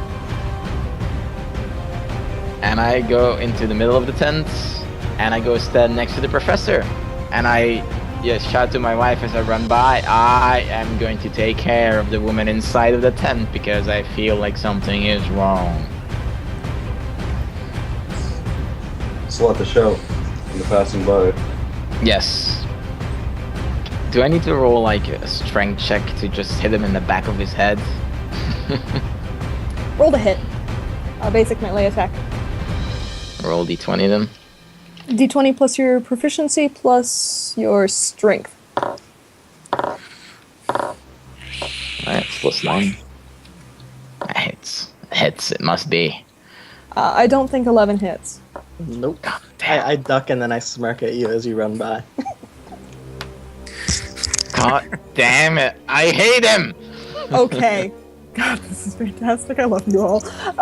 We move on to Nysa, who is currently laying on the ground, winded from her fall out of a tree and the imminent threat of evil. Can I get up? Yes! I choose to do that. That takes half your movement. You still have 15 feet, I think? Can I see this swarm here? Which one? This one? Yes. Alright, I will cast Guiding Bolt on it.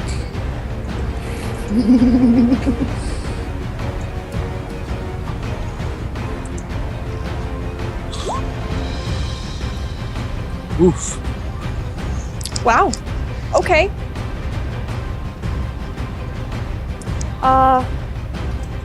Cool.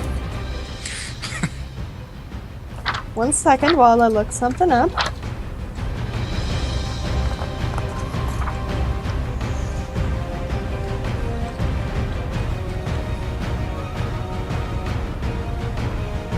Okay.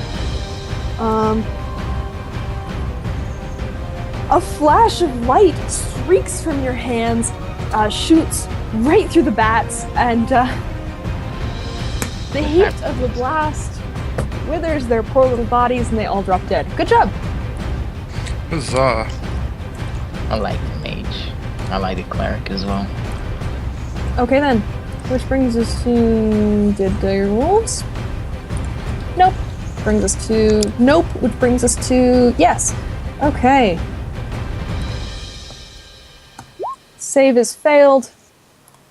These are gone.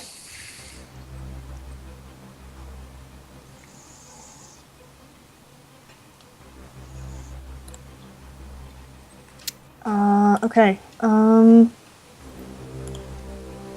Istmagil, you're right there. Mm-hmm. Bring it on. Yeah, you got 2 swarms of bats on you. Show me your moves. That misses. That's 1. That No, those are misses. +4, not +1. Why did I come up with +1?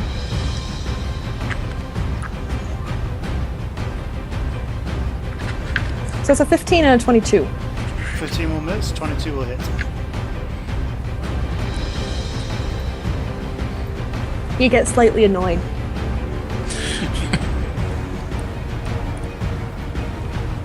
You are This is also where it all now ends. encased in a moving swarm of bats because there are lots and lots of them. Okay, this one is not running away, I don't think. Yeah. It's gonna go attack Raphael. Considering he's the Right to me. largest target. That hits. 6 more damage to the mammoth. This one obviously is going to attack one of you. And miss completely. Yep. Failed with save. Succeeded at save. Failed with save. That one ran away. This one ran away. This one is still there.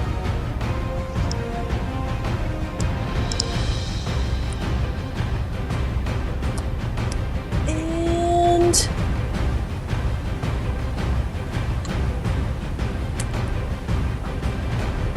it's just gonna head back this way. Towards you, Guan Yu. Okay. This one is going to continue battering itself against the outside of the tent. Professor, Samus just ran into this, full of vim and vigor, hoping to help. Okay. Oh no, I just wanted tarot cards. You're a paladin! It was a joke, Wren. You're a paladin! You uphold light and justice, or your deity will abandon you and you lose your powers and die a horrible death. It's all relative. No, it was just a joke. Without moving his lips, the professor projects thoughts into Silverheart's head, saying, apparently the gypsy woman was bitten by something. She's comatose at the moment. Protect her. I will see what I can do to help the others. Alright, my character I would like to will- respond and say, Professor, I would like to help you, but right now I am hearing voices in my head and it's freaking me out. No, that's me. Oh. Is it? Oh, now I see. Kill him, kill him, kill him, kill him, kill him. Okay, I will step out and I will. Can I see this swarm of bats? Which one? This one. Yes. Okay, I will hit them with my TK blast. Hopefully, I've got this right now. You can. 1. 14 will hit. Okay, for 7 damage. Yep. 16 will hit for another 8 damage. And Okay, it's dead. Nice. cool. Good job, Professor. And of course, the bodies are thrown 30 feet away.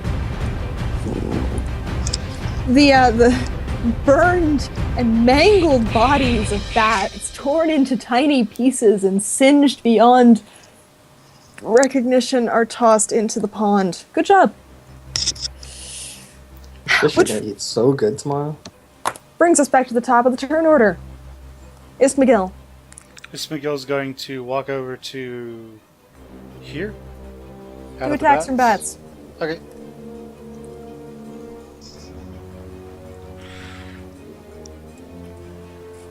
Neither hits. Miss and miss. And then he casts Fire Shield. No, that is one heck of a counter. Fire against the bat shield. swarm. Mm-hmm.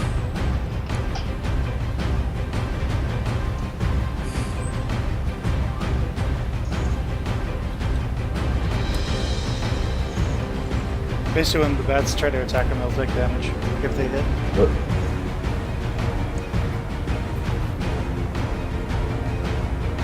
Should have stayed in the swarm, man, and then used the shields. Yeah, but they might have. Misty flames wreathe your body for the duration, shedding bright light in a 10-point-foot radius and dim light for an additional IO feel. Vu-een end the spell early by using an Asian to dismiss ill. Your flames prevent Yeah, the when you Prevent come trying to a it's copy pretty and terrible. paste from a PDF. I see. with a So- warm shield or a hell shield as you ooze. Okay, so a thin and wispy flames wreath your body for the duration, shedding light in a 10-foot radius. No, I get Dim light for an it. additional 10 foot. You can end the spell by using an action to dismiss it. Flames provide you with a warm shield or a chill flame, or chill shield as you choose. Warm grants you resistance against cold grants you resistance against warm. In addition, whenever a creature within 5 feet of you hits you with a melee attack, the shield erupts in flames and the attacker takes 2d8 fire damage from warm shield. So he wreaths himself in fire. Perfect. And that's his turn. Thank you for that. After Ismail, we go back to Mammoth Raphael. Mammoth smash. Yeah, stomp more. The dumb bats. Fuck these bats. They're dumb. If it critically fails, can you destroy one of the caravans, That please? works. Nice. Roll Get at the damage. bats. 40, 10 plus 7.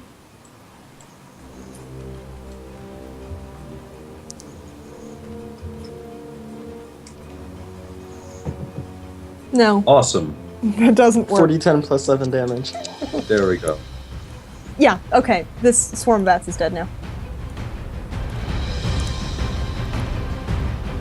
You crushed against the side of the caravan. It's dead. Anything else?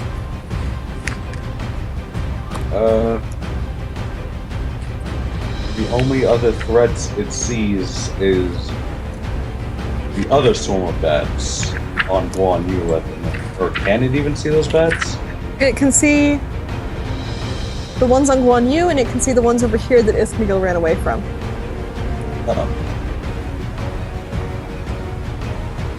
It's gonna move over to try and take care of the last remaining threat. It should charge for a trample. It should definitely make it. Oh, no, it needs to move at least 20 feet. Don't trample Guan Yu. So 20 feet, it would need to. You could do it. You could do a trampling charge. Yeah! Wait, I might be in the way. Trample You might crush the Trample caravan. bats. No. Fuck Roll the attack. caravan.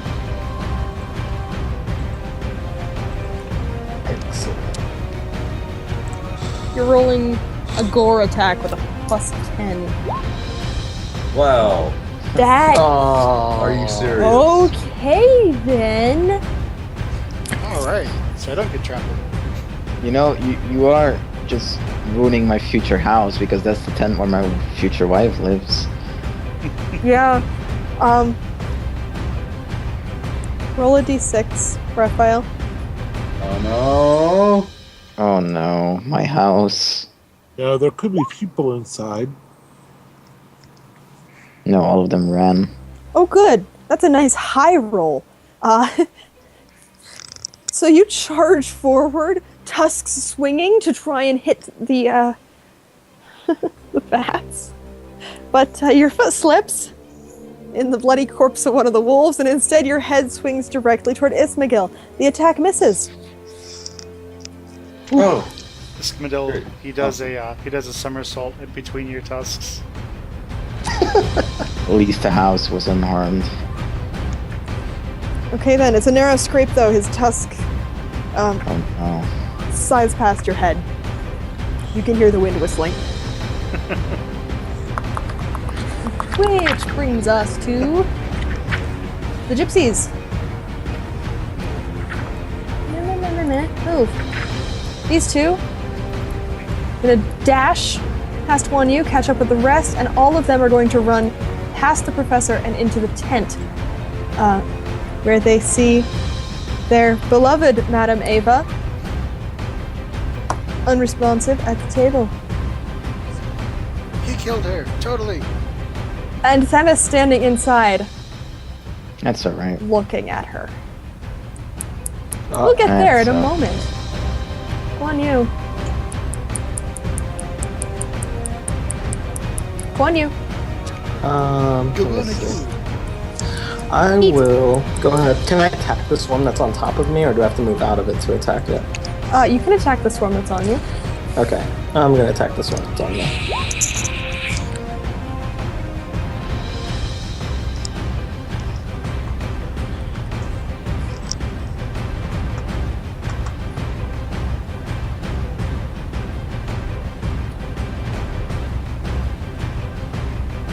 Ooh, okay, that'll hit. 19 damage. Mm-hmm. Okay. And I'm gonna make a second attack inside the same swarm.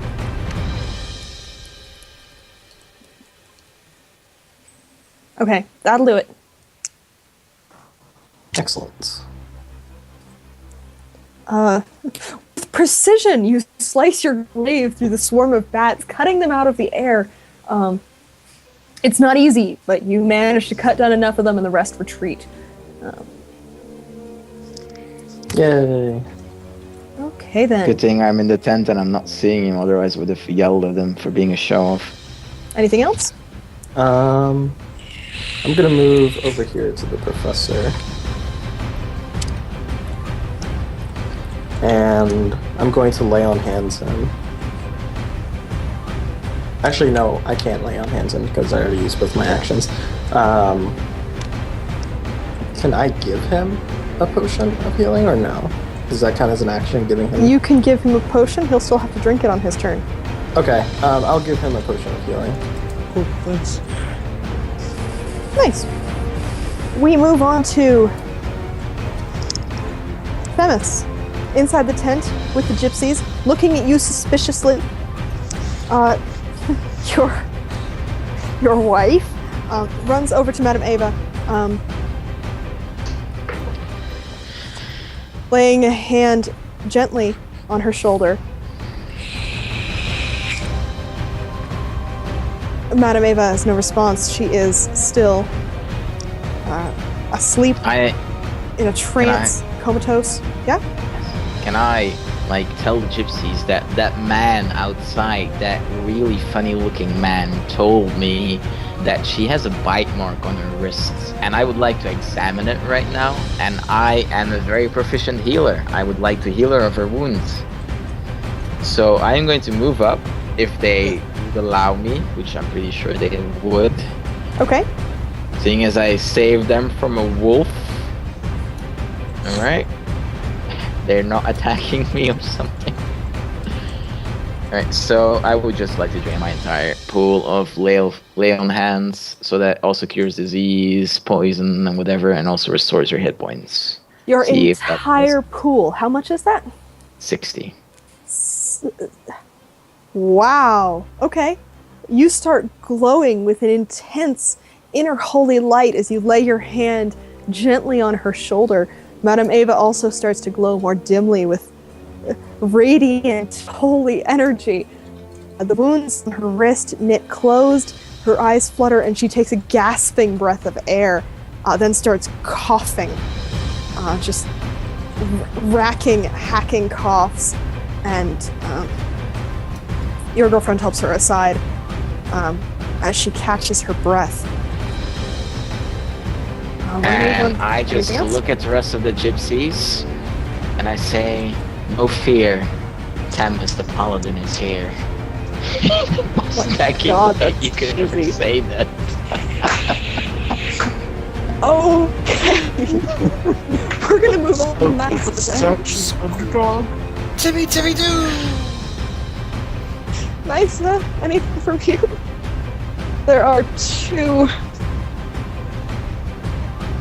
swarms of bats right here that you can see. I'm becoming a gypsy, guys. I feel it. Nisa? Yeah, are they surrounding the elephant? No. Alright, I guess I'll cast Guiding Bolt again. Come on, open up. There you go. You can have it open up in a new window, by the way.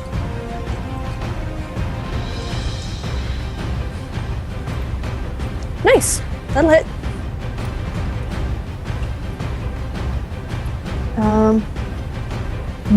Ooh. Nice. That's enough to kill both of the swarms in that square. Sweet. Splitting the damage evenly between each one. So, there we go. One big X mark. Dead, not here, swarm. Oops. Anything else, There's one Nisa? swarm left, right? I'm just gonna move a little bit towards here. And that's it. Okay. Last swarm is going to attack not the armored paladin with the glaive, but the unarmored. When it moves within 10 feet of me, I'm gonna... Yes, slash at it with your fancy schmancy whole arm. And then if I hit it, its movement speed becomes 0. It's a swarm. It's immune to that. I had to try. I figured it would be, but I wanted to try. It's a swarm. You can't restrain it with a pole arm. You're abusing mechanics, sir. I've been watching you. It, however, is not undead. Not undead. Not killed, not dead. And it's still going to attack the professor. Oh, you have 3 feet. Crazy. I'm sorry, sir, I tried. Does an 11 hit? Yes. Okay, take 1 damage. Ooh, good. He's getting low. Okay, then. Professor, it's your turn. Okay. Say goodbye to your wings. I will attack it. That's a crit that'll fumble. miss. Roll a d6. Oh, Professor. 6. 6. 6. 6. 6.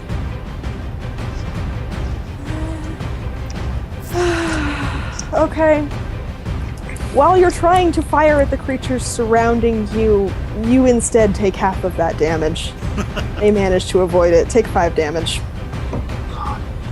Okay. Hey, on a 5 you would have hit Guan Yu, and on a 4 you would have fired into the tent. Which I was would've rather- infinitely worse. And the person right in front of the... Oh no, she moved inside. Gustav is the one. Oh man, that would have been great. Okay, well, I still have 2 more attacks. Okay. The old lady comes back to life just in time. She's like, "Oh, it's so great to be and like her upper head. 19 hits. And 10 misses. But it's not a crit fumble. So that's 4 damage and 10 misses. Okay, 4 At least damage. you still have your books, Professor. but it's 10 feet away from me. Yes, it is. Which direction? Because it's on you, so choose which direction it goes. Away from the tent. This way. Away from the tent. Okay. I mean, you could have had it go straight up. Yeah, but it's easier for game mechanics if we see it away from me. Okay. Okay. Round number 4. I was only 4 rounds. Jesus. We're back to the top. Ist McGill. Mr. McGill is going to... Let's see, how far is this? Let's see, that would be 60 feet, so can't make it there. You could dash, and then you could get 60 feet. But then I think you lose your action. Yes. Yeah. Yeah, he's gonna dash to put himself between the professor and the swarm. Okay. That's all he can You do. could try and Nice. grapple the swarm with your flame shield. Yeah, sure. That would be epic. Oh my god, do that. Just like throw yourself at it. Yeah. Okay. Roll damage for your flame. Well, roll melee attack first. Okay. It would be considered a charge attack, wouldn't it? Yes. Yeah, but since I'm not a fighter... Unfortunately, swarms can't be knocked prone. Yeah. So roll a melee attack. 15. That'll hit. Okay, and then since I Roll damage from the flame shield. put it in here... okay, I didn't do it. There you go, 13 fire damage. Yep, dead. Nice. As this happens, I cry out, "Hurrah! It's Miguel, a man among children." Among children. Meanwhile, in the tent, Thames is busy saving an old woman's life as you guys are celebrating. Yeah! So Okay. is that Let's see if everything? this fixed it. Those are the last of the enemies. Yeah. Free actions? Reactions. I run into the tent and I look around and I go, "Oh, thank God, Themis! I thought you fell in battle." And then I turn to the gypsies and I go, "Thank you so much for protecting him."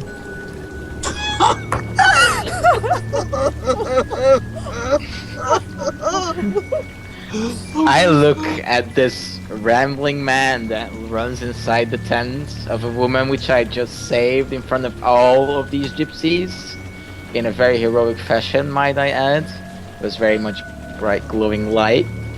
And I just say, well, Guan Yu, as you were trying to swat bats out of the air, I did something that really mattered today. I saved this poor woman's life. What did you do? Slay some dogs? I walk up to Themis and I gently pat him on the back and I go, I know, dear friend. You did very well today. Excellent job." Oh, I hate him even more now. I hate him even more now. The professor turns to Ismigel and goes, "Where are Nissa and Raphael?" Nissa is right over, is behind you, and I don't know what happened to Raphael. There is a mammoth here for some reason. Should I roll Arcane to realize it's a polymorph spell? Well, I'm pretty Yes. sure we know it's polymorph, right? As no, we Well, the wouldn't. professor I don't think we sees would magic because he did natural, it after the so- mist. So 11. Yeah, you're fairly aware that this could be a spell effect. The mammoth is probably Raphael. Okay, well, I will walk over to the mammoth, and with my new ability of beast speech, I will speak to it and say, "Raphael, is that you?" I'll walk Yes, over to I'm very Nissa. hungry. Did you have any peanuts? No, I do not have any peanuts, but maybe you should turn the spell off. I wouldn't trust any snacks that this strange man gives you. Would the elephant know Alright. what the spell is? Well, polymorph lasts an hour, if I remember correctly. Yeah. Is it a he has to maintain it or can he dispel it? Or Yeah, does he I have to assume do you it? can smell it. I'm just being facetious. True. Oh, Okay. I'm gonna wait till all the gypsies are out here to see me turn back into Raphael. So they can be like, "Oh I man, know. The gypsies are with me admiring my handiwork. Pick a ticket and stand in line. I'm going to gonna look at Nicaea and say, what exactly was that thing on you? Okay, the two gypsies do come out of the tent, but the others are all staying with Madame Eva. Does Madame Eva say anything? No, she's still coughing and hacking. She just can't seem to catch her breath. Nicaea, what was that thing on you? Do you know? I have no idea. He was looking for something. Did he say what it looked like? Did he say who he was? No. I'm gonna make a quick look over of is it Nicaea or Nicaea? Nissa. Nissa. He's gonna look at Nissa and he's going to just look for any kind of injuries or anything. Would that be medicine or investigation? I assume there's like blood running down her neck. Or his neck. Yeah, you can roll perception, investigation, or medicine. Okay, I'll use investigation. By the Oh, way, no, that's lay on hands also cures diseases and poison. 27. Yeah, it's very obvious. There are red-purple puncture marks in her neck and blood is dripping down. So he looks at that and says, "Holy shit! I think you ran into a vampire." Isn't this A place supposed to be vampire? ran by a vampire? Do you think that thing was smart enough to be an actual vampire lord, or do you think it was vampire spawn? I'm not very familiar with vampires, but based on his strength, I would have to call it a lord. He nods. That's not good. They're tough, and they tend to have an army following them around. He shrugged off my holy symbol like it was nothing.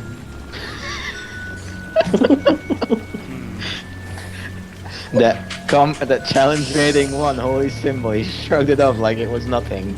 The most impressive thing I've ever seen. He was just like, bitches be like, "Behold the cross!" And I was just like, what?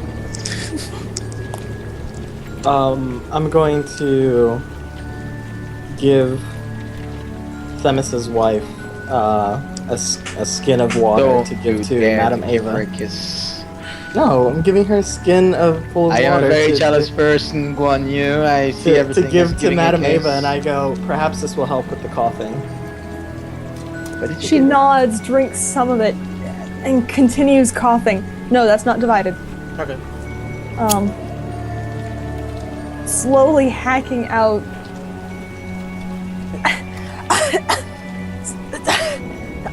David! Strahd! I pat her on her back and I calm her down.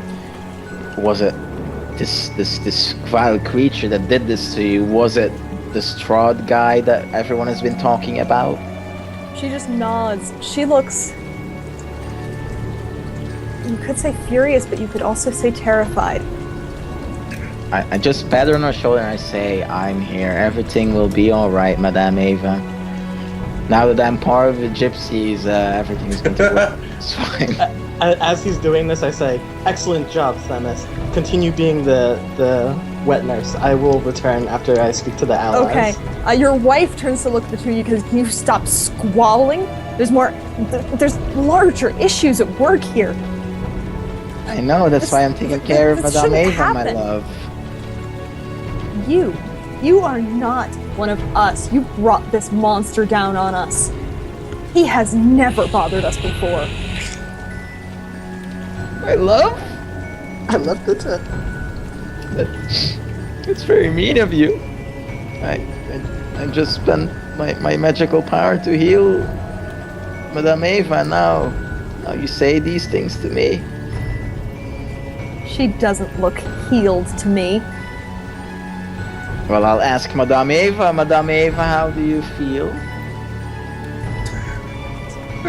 Do you feel as if you were bathed in holy radiance? She looks at you with distrust. Why are people distrusting me? I healed them. Oh my god. You're trying too hard. It's creepy. It's not creepy. I just want to be a gypsy. No, you want to know? Roll charisma. Yes, I'll roll charisma. This is the charisma roll that I fail. I just know it. Persuasion then, or check? Just charisma. Alright, charisma.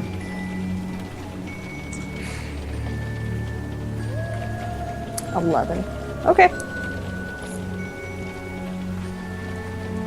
No, I do feel like I should roll that with advantage because of all the shit I've been through to help these gypsies. Throw in some gold if you want to. I don't want your coin, adventurer. You want to help? Kill the demon that did this to her. I'm not convinced right now that you didn't make it worse. But, Madame, you were unconscious in your tent and I came in and I rescued you from Get certain out. death. But Madame, I just wanted to be a gypsy. A couple of the male gypsies walk up behind you. One of them puts his hand on your shoulder and says, I think it's time to leave. Ismagil, standing outside the tent, he yells, "You got any blueprints for Strahd's Keep?" We've never been to Strahd's Keep. We don't venture above here in the valley. I'll just yell out of the tent, run out of the tent, screaming and shouting. Well, no, actually, no, just crying. And as I pass him by, I say, Ismagil, you always think about the good things, and I just keep running. How old is your character, like, compared to human years? 16? Alright. Who, Ismagil, or...? No, my character. The problem with him is that he drank so much that his brain cells are so damaged. It's crazy. I see him run from the tent, You always think of the good Sobbing. things. This is like he runs Sobbing. away. sobbing, and I go back to the tent. You remind me of one of my exes, which is really scary. I'm gonna ask the professor if he needs any healing. Desperately, yes. Here you go. Ismagil, he cleans his rapier. And That's automatically max healing. Okay. How close is it to daylight? Can we tell? What would you next? This has been a furious but very short-lived battle. Okay. It's just after midnight right now, maybe 1 a.m. Okay. I'm going to address Madam Ava. Rest assured, we will hunt down the demon that did this to you. But I ask of you one thing, and that is that you let us rest here with you tonight. It's still going to be a while until daylight, and we're not sure if there's going to be any more attacks throughout the night. At least we can protect you. Roll charisma.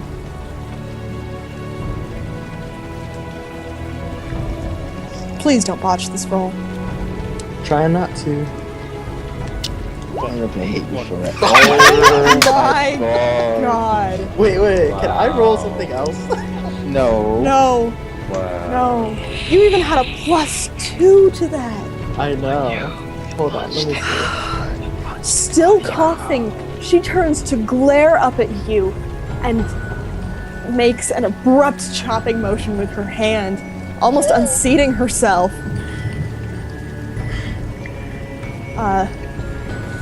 One of the male gypsies steps up with his crossbow loaded, aimed at your chest, and says, I think it would be best if you all left. You've caused enough trouble here. In reaction to that, I'm going to say, I suggest you take my advice. Oh gosh. He What do you- steps back. Madam Ava sits down farther in her chair. Wifey, I really need a name for her. Sophie. Her name is Sophie now.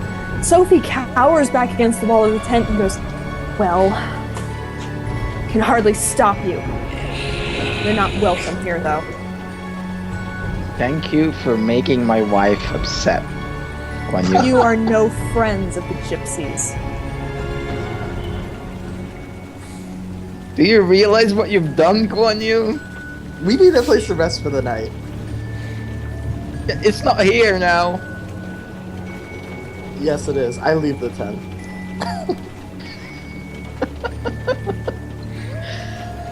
Oh god. Does this mean I'm not going to become a gypsy anymore? That was my whole goal. Like, I hate you so much. I dispel the polymorph and turn into Raphael, and I look at the guys and like, it was me! I was the mammoth all along! Ismagil calls into the tent and says, we're gonna kill Strahd, don't worry. Then we'll come let you know it's safe. And he starts walking away from the tent. Casually. Unhurried. Okay, then. No, I think it's time to undo myself the sheep's clothing and just throw a torch at that tent and torch it. Okay, so Done Ismagil with these says... gypsies. Ismagil then pauses. He walks back over to the tent. And says, hey, you guys want to be in a, let's see, where is it? As you approach the tent, Two of the gypsies step outside with their crossbows drawn and point them in your direction, if not necessarily at your vital organs. He says, I can cast a spell that'll keep us all safe for the night. You want to be in it or not? They look at each other, and then one of them just nods, curtly. Nods, shakes his head. Why don't you let your leader make that decision? She is unwell. Very well. Just be aware we won't actually be able to help you if you get into trouble if you're not inside. We have defended ourselves here for decades. Alright, cool. We need none of your cursed help. Alright, sounds good. Let you know when Strahd's dead. Bye-bye, love you. Guys, we should start our own gypsy tribe, and I shall be Gypsy King. So, Ismagel walks off a bit and he says, Alright guys, get together. I'm going to cast Mordenkainen's Private Sanctuary and Leomund's Tiny Hut. Sounds good. And let's see if I have those correct. So we won't do it here because I think it actually has like a 10-foot range and it would like destroy some of their buildings. But maybe a little further up the road, and then I It's cast them. cleared space over here. There's a clearing on the other side of the creek over here. Oh wait, you know what? I'm gonna go down here just so they can see the protection they could have once had. Yes. There are horse pickets there. Shockingly, the horses are still tied up. Oh, That's nice. like, wow. Okay, let's see. What's the range on this?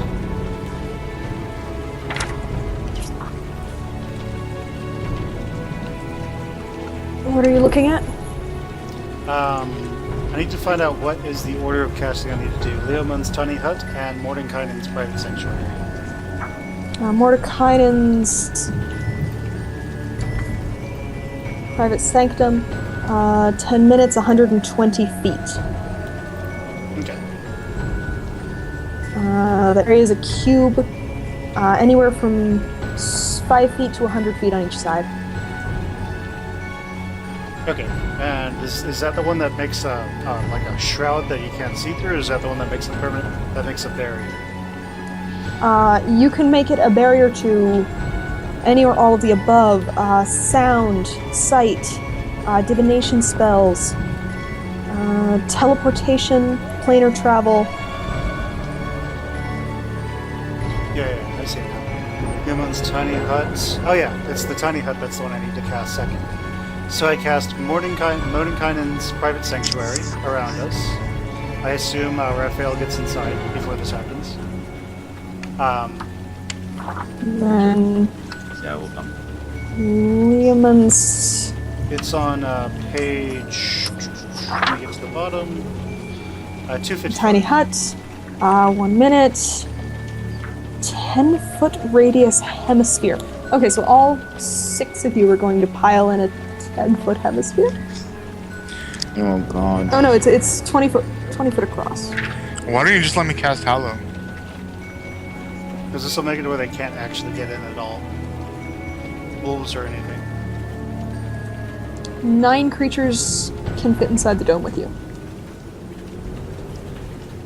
Okay. Creatures and objects within the dome when you cast this spell can move through it freely.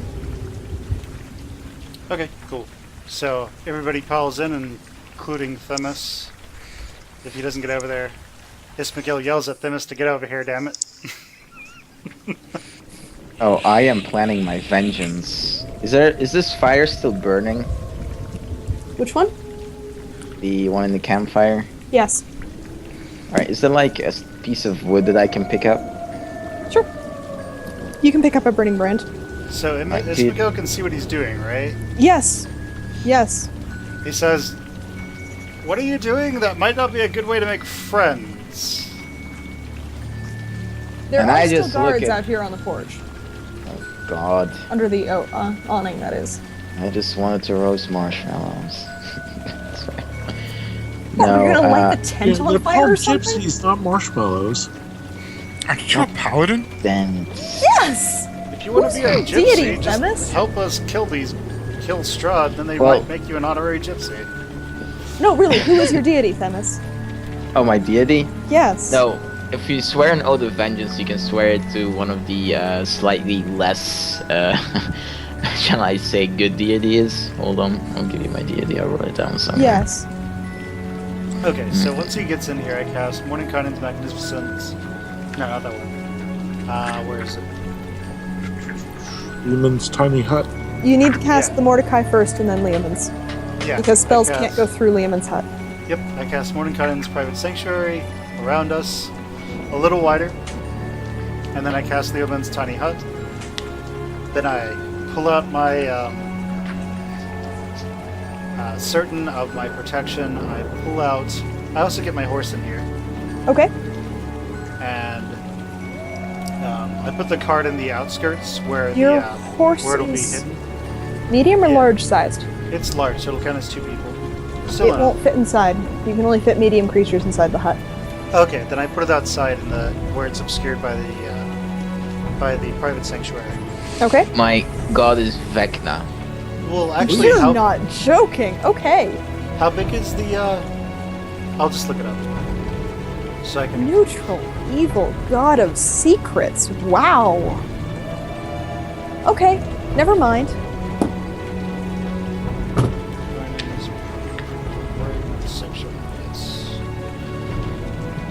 Okay, so what I actually do is let's outline how much is.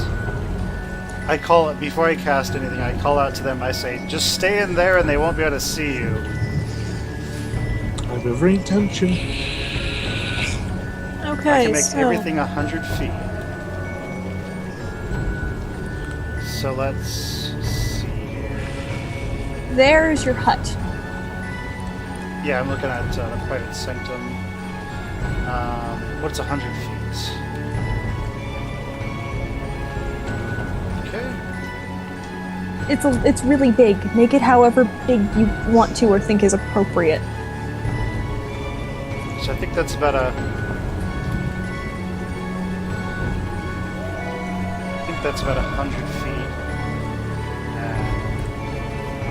And we'll just say, to speed this up, that it's that. So obscures everything. Leoman's tiny hut. I'd move a little bit further into the. Yeah. We move it there. That's fine. And so everyone's obscured, everyone's safe. And before I cast Leoman's tiny hut, I yell at them to not leave the darkness if they can see it, or to move outside their camp until morning. Then I cast Leoman's tiny hut, and I go to sleep. God, I wish I'd burned down that tent now. Serves them right. Yeah, but you can't Gypsies. blame them. I mean, we kind of showed up, and then everybody started dying. We were dancing.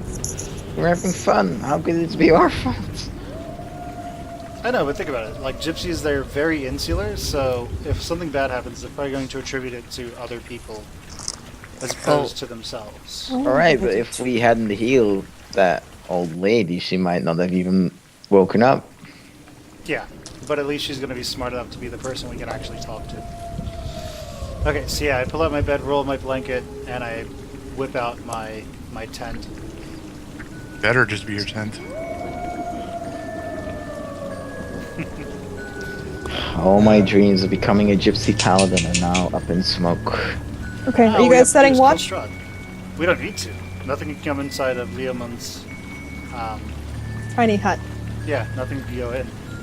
How long Okay. does it last? I'll look it up. 8 hours.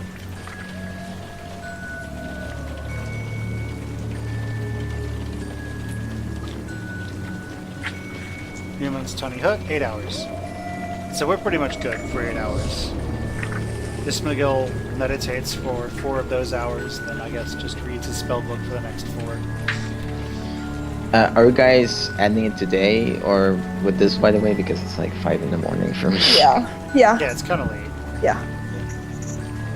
Congratulations, guys! You met the gypsies. Woohoo! Yeah. You have passed Yay. your first night within the land of Barovia, under the Almost shadow got of married. Castle Ravenloft. And we will continue this next week. Same bat time, same bat place. All right, Sounds good. Good. Yay! Awesome. That'll be the 15th.